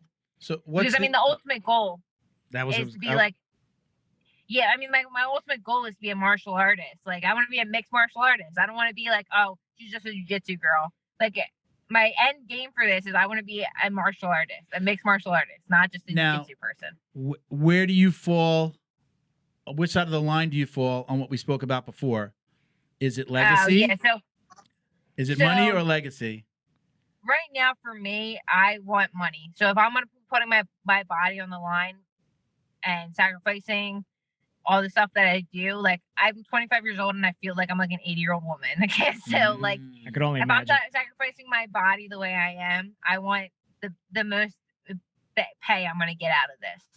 But that's not to say, like, if the UFC called, I would probably have second doubt. Like, I would probably be like, if the UFC called me, I'd probably be like, hell yeah, I'm going to the UFC because of the notoriety. And I'm in school anyway, so hopefully I'll be making money after all said and done. So I'm in nursing school. Take care of yourself. That's like, yeah. So that's like that's my like end goal anyway. Like outside of jiu-jitsu, I'm like, I can't fight forever. Realistically, I know I can't fight forever. So I want to start setting myself up so that I do have a career after MMA. So I went back to school for that. And again, if the UFC called me, I would definitely go to the UFC just for the notoriety of it. I wonder if, like, I'm going to use Michael Jordan as the example. Like, back in the day, people said, like, Michael Jordan makes more from his endorsement deals than he does from his salary playing, at least in the beginning, right? He got his Nike deal early on, right? Yeah. I wonder if, even though the UFC isn't paying what everybody thinks they should be paying, if because it's a higher level of MMA, will there be more endorsement deals and will you make more money? And will there be opportunities like, you know, like a lot of these guys that go into commentating, and you got Angela Hill commentating and Dominic Cruz and, you know, people that have, you know, they keep it in the family. Super successful, and somebody who's, you know, hasn't won a championship, you know, hasn't won a title belt. You'd think like that kind of has to be factored in, I would think, right? What are the opportunities? I would imagine that their endorsements and sponsorships are probably paying very well since it's the UFC. Yeah. I can't imagine them not getting. It just sucks because, like, I feel like the UFC was so cool when they let you have your own sponsors. Yeah. Right? They used to have, like, the big banner, and they would have, like, it was cool because you got to see the personality of the fighter by who sponsored them. For sure. You know, you would see, like, people who hunted had, like, bow sponsors and, like, gun sponsors and like all this cool stuff, and like now it's just like everyone's the same. It's like, Cowboy Cerrone was always like beef jerky, like mossy oak, you know, like you like dipping, right? All that it's cool. He was always a monster guy. I get the whole side though. Like they're giving so much exposure. It was basically like if you want to be on those shorts, and if you're gonna, you know, sponsor a fighter, you've also got to sponsor them. I get the business side of it. Not saying it's right, but I mean, they got to where they got, and it was kind of like you wouldn't let an NFL player just put like anything on his. No, yeah, right? It's acceptable to not. He's not putting like, you know, that's controlled. Cash App stuff on, you know, on the side of his only jersey. Fans. So, yeah, right. His only fans like on his, Craig Jones gets on to his do. butt. But I mean, I get that side, but it does suck for the fighting is such a different beast. Like you guys depend on that money. Like that money helps you get to where you need to be. And to be a better fighter for them. Like NASCAR racers, like, I mean, they all basically have like the same kind of outline of like their uniforms, but they all have different sponsors. Yeah. Right. So like that's like, I feel like maybe they could set a certain uniform, or they still provide the uniform, but you're able to put your sponsors on it. Like, I don't know. I feel like they could have worked around it a little bit better, but I think it sucks. But again, I understand why they did it, but I still like to see like the sponsors and it was how gritty. It was like a grittier time for the UFC, you know? Yeah, it was just like these guys were like cool, up and comers and well, you know, gamers. For you specifically, you know, you're 25, you haven't reached your prime yet, in my personal opinion, right? I think it's smart that you take the money route early, you know, maybe get yourself in a position to where you could afford like high level, like maybe, you know, you've been in the game for 10 years, more, 11, right? Competing since you were 14. I could only imagine. I roll for 3-4 days in a row and I'm, you know what I mean? And I mean, you have to, you're, you know, when you're an MMA fighter, you have to do stand up on the ground, you know, jiu-jitsu, boxing, you know, plyometrics, strength and conditioning, stretching, recovery takes a whole bunch of time. And then your personal nutrition, you have to be disciplined and taking your vitamins, you know, being hydrated, like all this stuff, managing your weight, fight camp. I mean, it's a ton of stuff. So like, I personally hope that you make your money, right? So you could afford the care that will take you from gold to glory, you know? Yep. And that'd be really awesome. That'd be really awesome to see. And just, you know, take a flight down to Colombia, get them stem cells. Yeah. So do you look back on your journey and like, do you have any regrets? Is there anything that you look back on and say, man, I just wish I didn't do that? I know you're still young. No, not necessarily. Like, there was like a time where, like when I was like 17, 18, where I got like this little bit of freedom and I like ran with it like for like a year and a half. Like I told my dad, oh, I'm going to jiu-jitsu, and like I would go hang out with my friends and stuff like that. But I think I needed that time because my whole childhood was literally every single day training.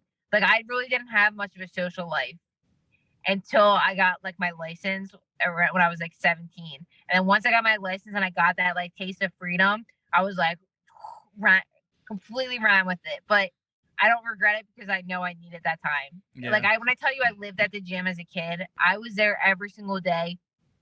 I would drive an hour and a half to train at this one specific gym. And I like anyone would drive me. My grandparents, if they could drive me, they would drive me if my dad was working or something. Then my dad's twin brother would take me to tournaments if my dad couldn't do it. So it was like a whole family, like takes a village. Whole family effort. Yeah. That was your Rumspringer, huh? When you got your license. Yeah. So That's once awesome. I got my license, I had that like little taste of freedom. And then when I realized everyone was going to colleges after, like when I was like 18, and I see everyone going to colleges, and I was like, okay, I'm not going to college. Like, I'm trying to be an MMA fighter. So then it kind of buckled me back in. And then I just started school like last year. So you need that time. You just explained, you were saying that, and I'm like, that just sounds like my first year of college.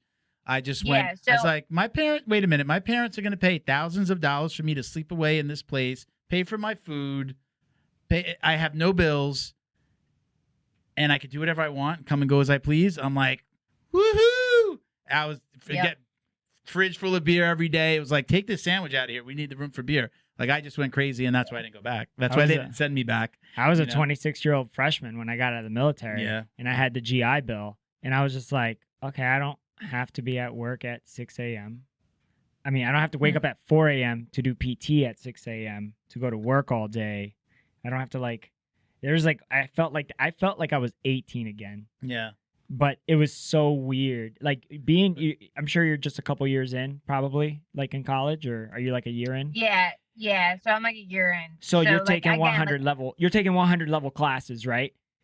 So it's like I needed that time because I'm like, I knew if I went to school right after, I would have just like I would have been undecided, not sure what I wanted to do. My boyfriend went to college right after school, and he knew he shouldn't have went, and he like pissed away money. He was in debt for no reason. Yeah, and he's still paying it off now. That was me, and that was kind of going to be my point. Was we kind of all need that. You have to learn that. If you don't do it, you're never going to know. You're always going to feel like you missed it. Like, even though I did 1 year away at school, and then I did community college after that, because my parents are like, get your grades up, and then maybe we'll send you back. I had to experience that. I needed that to experience that freedom. And also, what I found out, college wasn't for me. It just wasn't for me. I didn't know what I wanted to do. I had no clue. I was just going to go to classes, had no clue what I wanted to do. And then I figured out what I wanted to do. I was like, okay, I want to go into law enforcement. Okay, let me start taking criminal justice classes, and then it was like, then I had a path. But if I didn't go through all those fuck ups, I wouldn't have really known what I wanted to do. So we all need that. And then it brought you back to, where you are now. What I was going to say is like, she's a woman, right? And she's going to class with children, right? Yeah. So like when you're taking these classes, like I don't know how to explain not necessarily, it, but right? you might, there might people be of any age could be taking those classes with you, right? They could be, but what I'm saying, a majority of the time when you're taking those those entry level classes, which you have to take, it's like, but you take them more seriously. Like it's different when you feel like an adult and they're like the best meme I've seen has been like, when Adam Sandler is like the kids, he has to go through every grade and it's like a whole bunch of kids and you're like an adult. But like, I think it's like, I think it's going to be really beneficial for you to go to college at this age because you're really going when you're ready. And I think like your brain is. Are you taking a full schedule right now? So you're taking full schedule and training and doing all the training? Yep, Wow. exactly. Are you in the college parking lot right now? Yeah. Are you in college right now? Are you between classes right now? yeah. So, luckily the last 2 semesters have been like all online, so I really can't complain.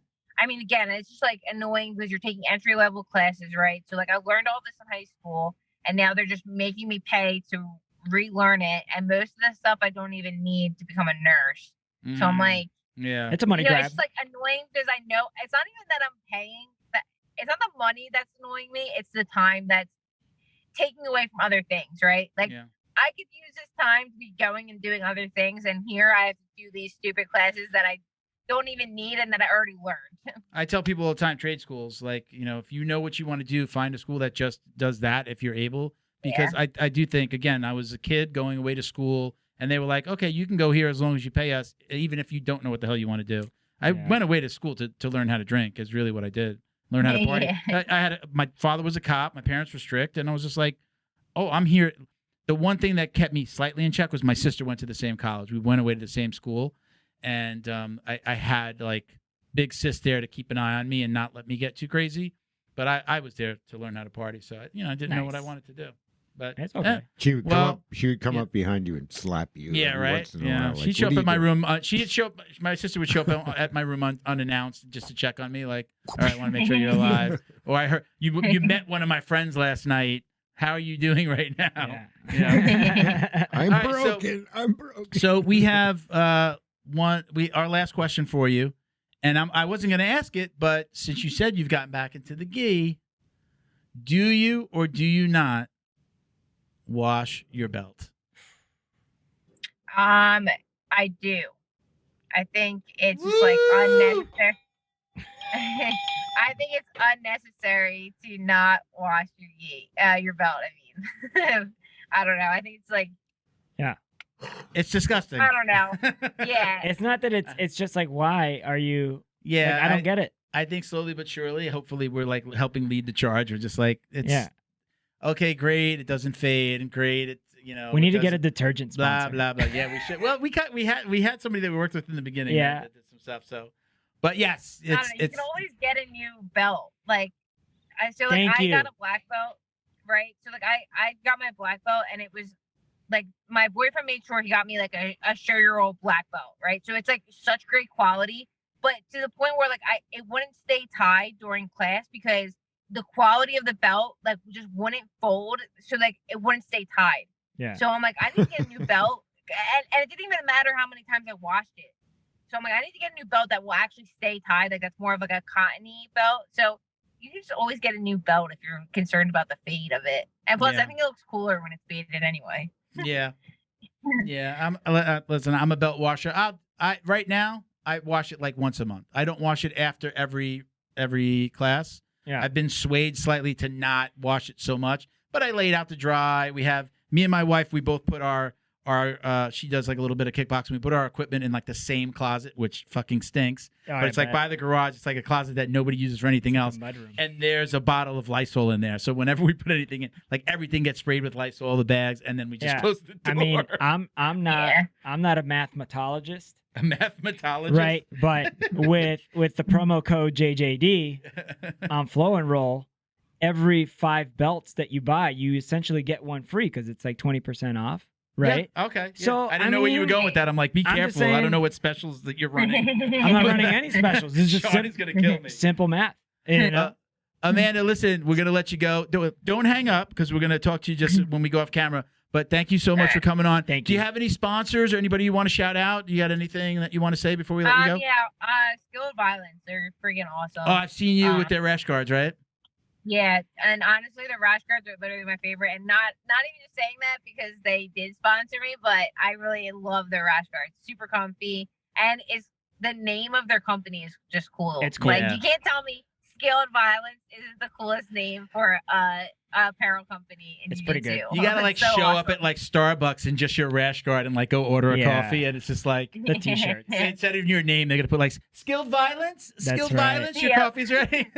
Like, what are you Oh, it's doing? over here. Thank Yeah, you. right. Yeah. All right, like I said, don't go anywhere. But thank you so much for coming on. We really appreciate you. We'll let you know when we put this out. This is going to come out like the Monday after next. We're a little bit behind because we had just kind of a few delays, but so we're like recording like a week ahead of time. But we'll tag you and we'll let you know that we put it out. And again, we really appreciate you coming on.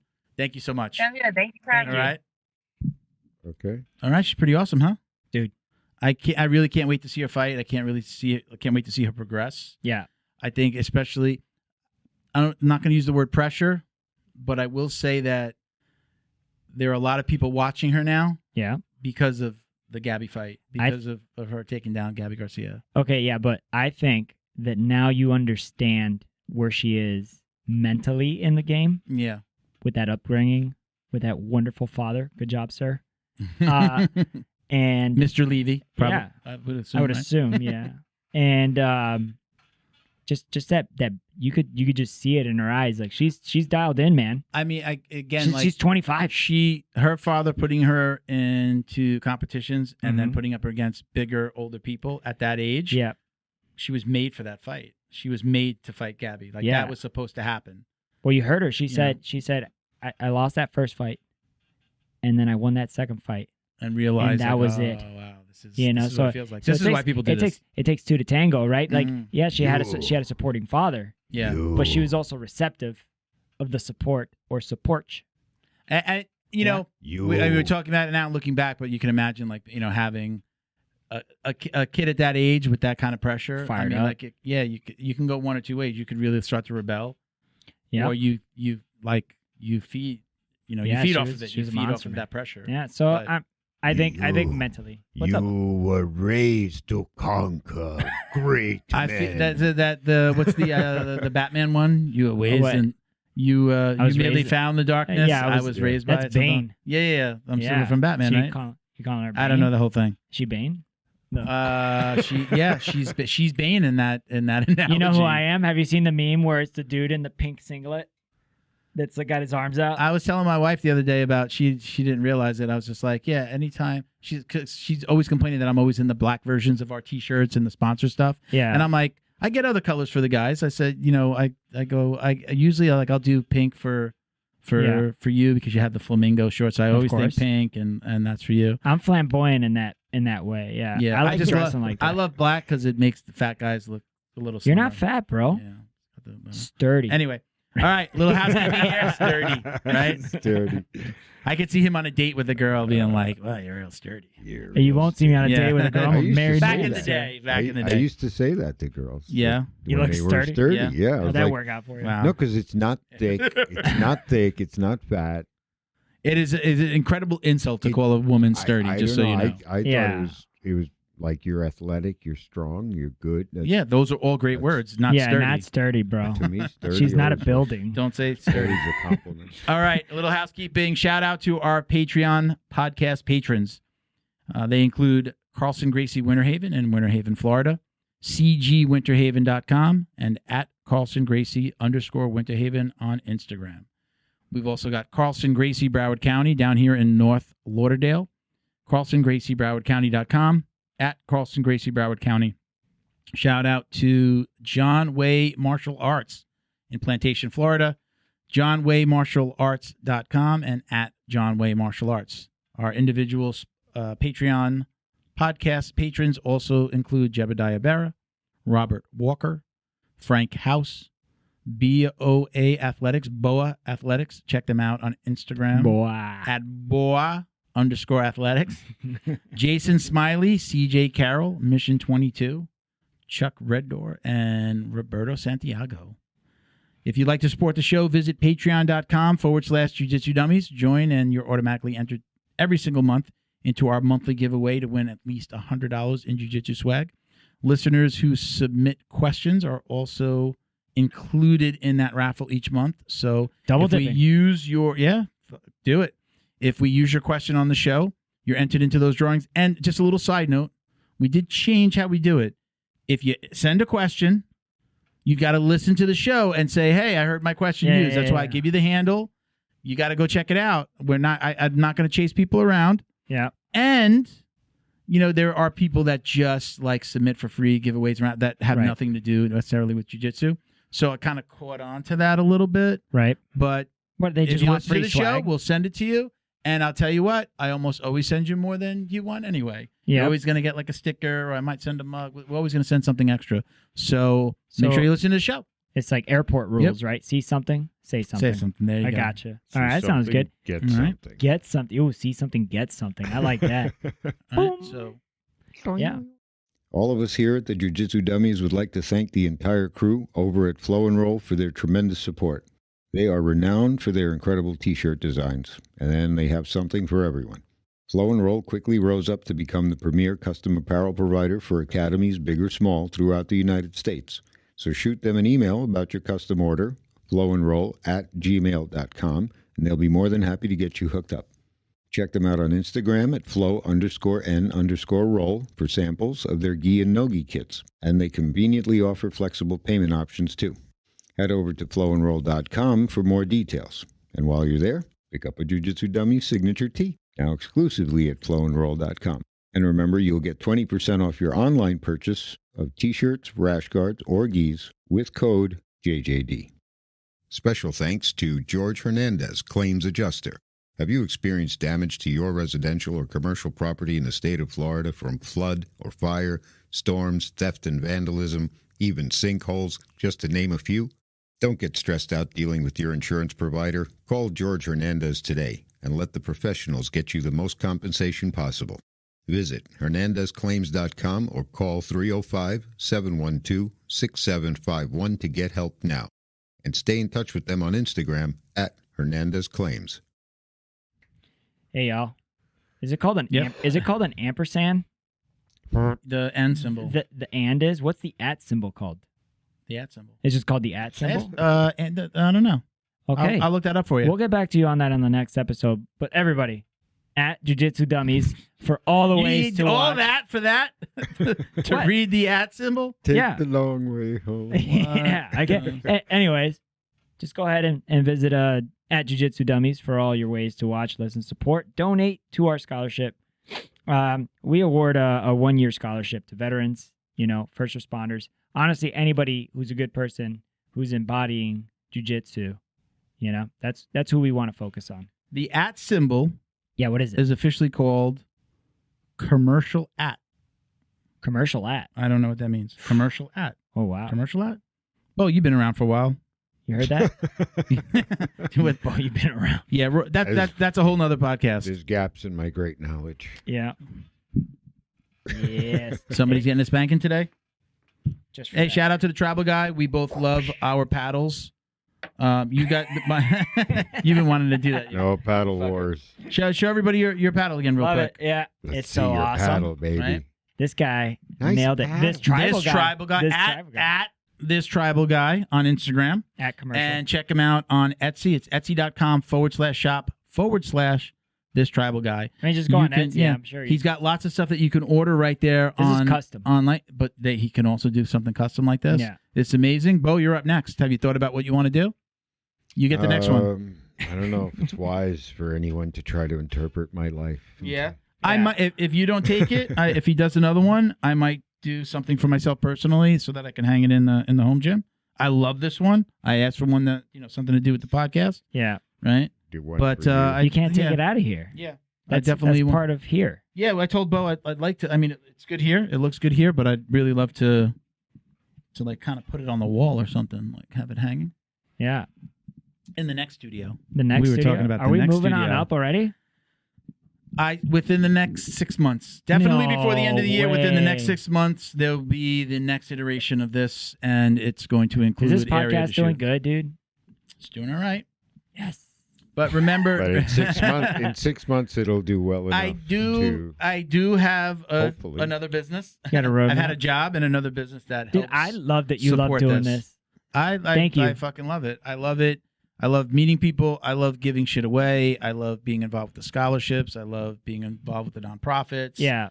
Warriors Next, We Defy, Troop Welfare. Oh, we're gonna let's drop in the Troop Welfare interview into this episode, Bo. I was just talking to Chris too. Yeah. Let's introduce everybody to Troop Welfare right here. Hey, Chris, how you doing, man? Thank you for joining us. Hey, thanks for having me on. I really appreciate this opportunity. No worries. I know I had COVID. Then I think you got COVID. I had COVID. And then Miguel got COVID. And Bo says he got the flu. Yeah. So my nephew says if you don't get tested for COVID, you could never have COVID. That's 100%. So just that's pretty factual right there. Yeah. don't get tested. That's So I'm glad we finally got to catch up.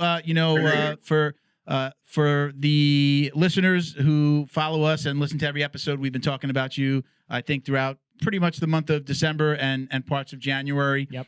Why don't you go ahead and tell everybody what the Troop Welfare Foundation does? All right. So Troop Welfare Foundation, we're still a pretty relatively new nonprofit. We're dedicated in helping service members find healthy coping mechanisms for mental health disorders such as PTSD, anxiety, depression through martial arts, physical activity, and recreational activities. There's a ton of nonprofits that are out there right now, but our founder found a void in all of them and wanted to fill that void because we saw that not all service members were getting the help they needed. Most nonprofits tend to have stipulations or requirements to be able to get their input or their help, whereas we don't really have any. Our biggest restriction that we have is funding. If we could, we would fund everybody for this training. But I mean, as most nonprofits, funding to be able to sponsor people. Like right now, we're actively sponsoring 2 individuals, one out of Colorado and one out of California, and talking with 2 others, one in Washington, one in Oregon, to sponsor them at their academies. Okay. That's really important. And I also just want to add, sometimes it could get misconstrued as PTSD, and it shows itself with anxiety, and it shows itself with coping.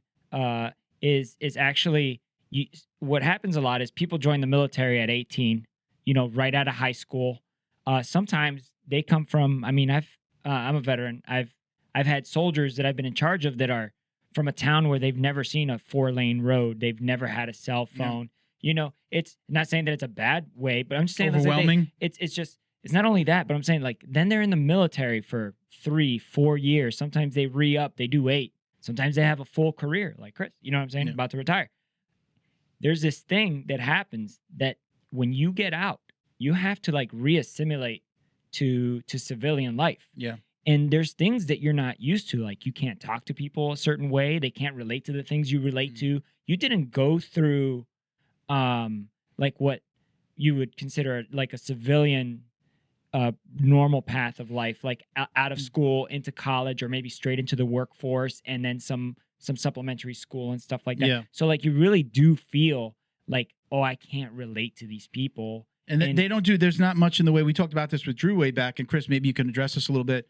There's not a lot other than like there's like I guess like a class that you guys take when you're going to come out of the military. What is that called? Like out processing, yeah. Right. Yeah, it's like a transition readiness seminar that we in the Marine Corps, that's what we have to do. Yeah. Yeah. And how long is that? What is it?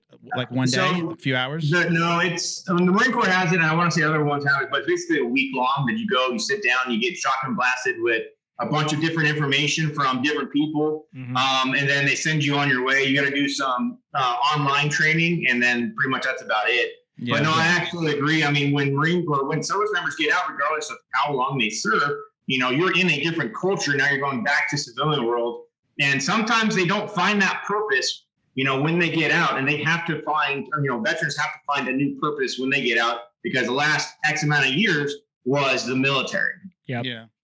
So what's in your mind, is it like, I need to get my hands on a vet, somebody who's just coming out of the military, like before they're actually getting out? But what seems to happen is we're getting them once they started having problems. Well, like the damage is like done, the PTSD is set in, and they're having drug and alcohol issues, and they're fighting with their wife.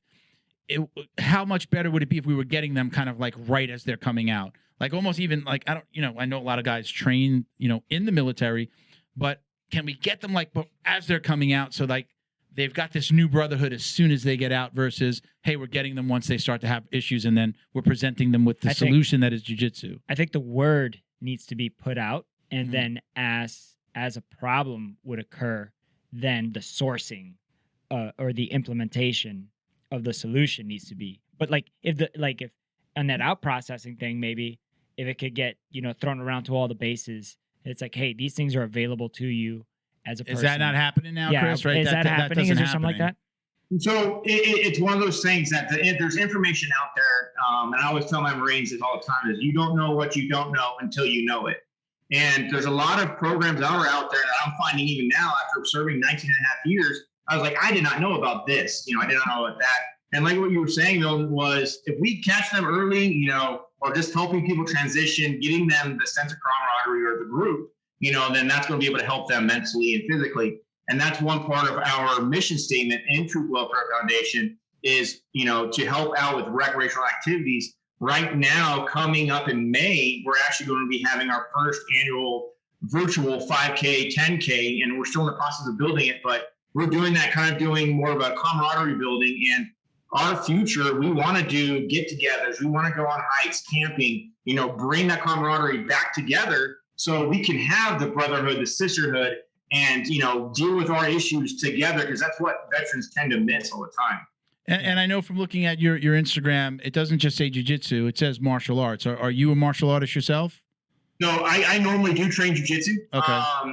I just haven't due to some injuries, but I'm going to be getting back on the mat because it is phenomenal. Our founder, Rudy de Lima, he's a black belt out of California, and he has his own academy called Lokahi Jiu-Jitsu in Temecula. And he's the one who got me in jiu-jitsu years ago when we worked together. And it's phenomenal. Like, I loved it. Like, just getting to the mat is the hardest part, but once you're there, it's a lot of fun. Yep. And that helped me out a lot mentally. And I mean, the board of directors tend to have a lot of jiu-jitsu experience, but one of our newest member on the board, one of our new secretary, he's a civilian and has zero affiliation with the military. He's one of my best friends from high school, but he also has competed and done triathletes, marathons, and Ragnar. So he's going to bring that outside aspect into Troop Welfare Foundation to help push us forward in the direction we want to go. Okay. Right. Yeah, those are tough. Triathlons are tough. I took on a bet in my old job, and I did a half Ironman. You were already training with us, were you training with us already? I remember you getting in shape for something. You were running a lot. Yeah, I was doing ultra marathons, so that's anything longer than a marathon. And but hey, man, you know what? That stuff helped me. Like, I didn't know about any of these programs when I got out. I was just like, okay, I guess I just use my GI Bill and I go to school. Yeah. But like I had like several jobs while I was in college. Yeah. And they all sucked. And it wasn't like I'm used to a sucky job. Like, sucky jobs are sucky jobs, like whatever. But like the best part about jobs, and I mean very relatable to the military, is like being in the military kind of sucks until you learn how to play the game. And even after I got out, like, I don't really miss the military, but I miss the people. Yeah. Exactly. I really do miss the people. And the closest that I've gotten to it has been, training with you and like the interactions that we've had in the gym. And then when I do these runs, like these ultra marathons or whatever, like that community, the ultra marathon community is so much nicer than the triathlon community, dude. Triathletes are probably the most aggro people I've ever met my whole entire life, dude. I've had my head shoved underwater by like a 50-year-old lady just trying to swim ahead of me. They'll kick you. They'll do whatever they'll grab your foot to swim ahead, dude. They'll draft behind you on the bike. Oh, wow. You know, it's serious out there. So Chris, how can we, not just us here at the podcast, but how can the community help? I know specifically you guys recently posted about recruiting ambassadors. Tell us a little bit about the help that you need, financial help, people, let's put the word out. Yeah, let's get it out. Yep. So we're always actively looking for, team members. I got a lot of messages after we pushed out the initial message beginning of January of recruiting. People are asking, what qualifications? What can I do? I mean, honestly, the qualification we're looking for is to be a good person that wants to help service members. That's it. We all have different experiences that can bring collectively to the table something phenomenal. Right now, we are looking for a director of development, event planners, social media manager, because it does take a little bit of time for social media interactions, and then fundraisers. You can donate on our website at truewelfarefoundation.org. Visit us on Facebook and Instagram. We do have those. I manage a lot of the emails and a lot of the Instagram. So if you want to reach out. I'll definitely love to have a conversation. We're very friendly and very open. I mean, all the people are on board. Yeah, we do have a lot of Marines. I mean, majority, we started off with all Marine board directors, but this is for all service members. This isn't just for retired, active duty, reservists, Army, Navy, Air Force, or in Coast Guard. This is across the board. A service member, whether they're active duty, retired, transitioning, or whatnot, we want to be able to help them out transition, find that new sense of brotherhood, sisterhood, or in that sense of community, and prosper in going forward in life. So it's not just for guys that eat crayons, right? It's for everybody? Yeah, it's for everybody. Am I allowed to make that joke as a civilian? No, I'm not. Totally not allowed to make that joke. You're not. Just so everybody knows we joked about that before we came on. I do not have permission to say that. I was gonna crack a joke about letting Coast Guard in. Bo can't say us anymore then. If I can't say that a Marine eats crayons, and Bo can't say us. Hold on, Bo. Have you taken one jiu-jitsu class? Not one. Oh, yeah, you can't say. He has not been choked yet at all. No, but I do know what a Kimura is. There you go.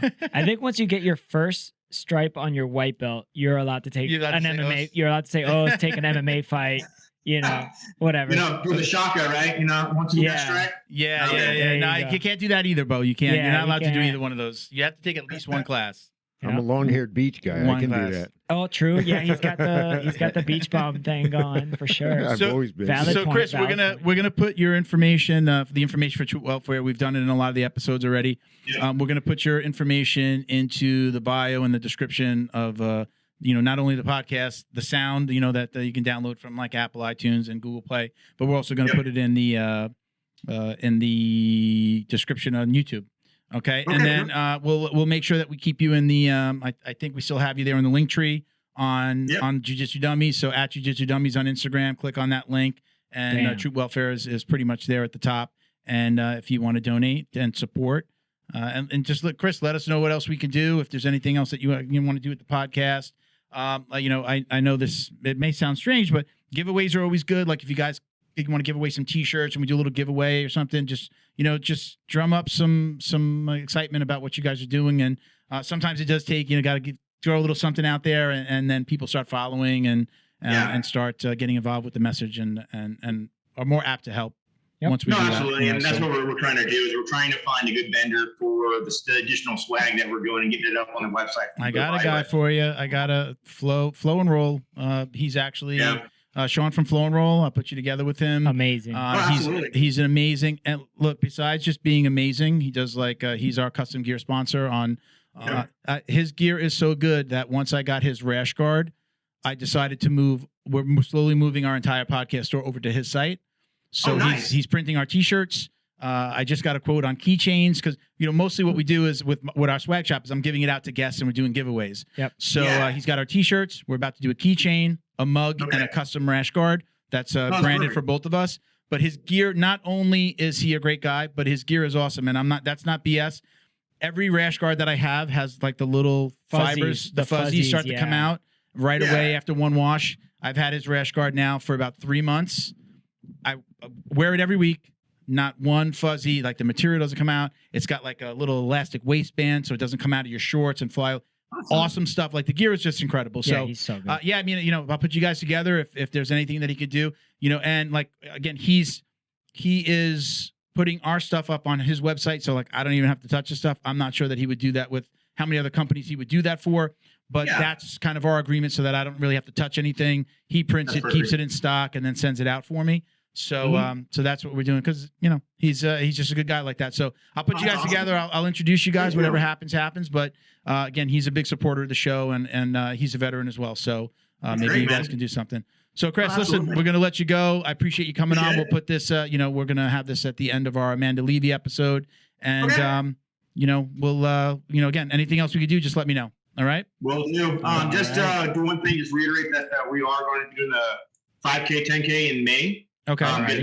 May is Mental Health Awareness Month, and that's why we're kind of focusing around that. Okay. I'm working with Run Roster, getting that set up, and still finding some more information, or getting the swag, the medal, and the shirt. But yeah, if you just tell your guys or your listeners that that's coming, for them to keep an eye out for it. Sure. Yeah. What you do is too, we have a really good social media presence and a lot of interactive followers that really interact with the stuff that we put out. So please tag me in that stuff. Just as a reminder, if I don't see it, I might not be able to repost it, but I'll repost it to our stories, repost it on our page. Okay. We'll throw our support behind whatever you got going on. Okay. Same. Now don't hang up, but we're going to say goodbye. And again, let us know if we could do anything else. All right, man. All right. Perfect. Thank you. All right. Appreciate you. Hoorah. Yeah, everyone. That was pretty awesome. Yeah. Great guy. Yeah. I mean, he's a Marine, but yeah.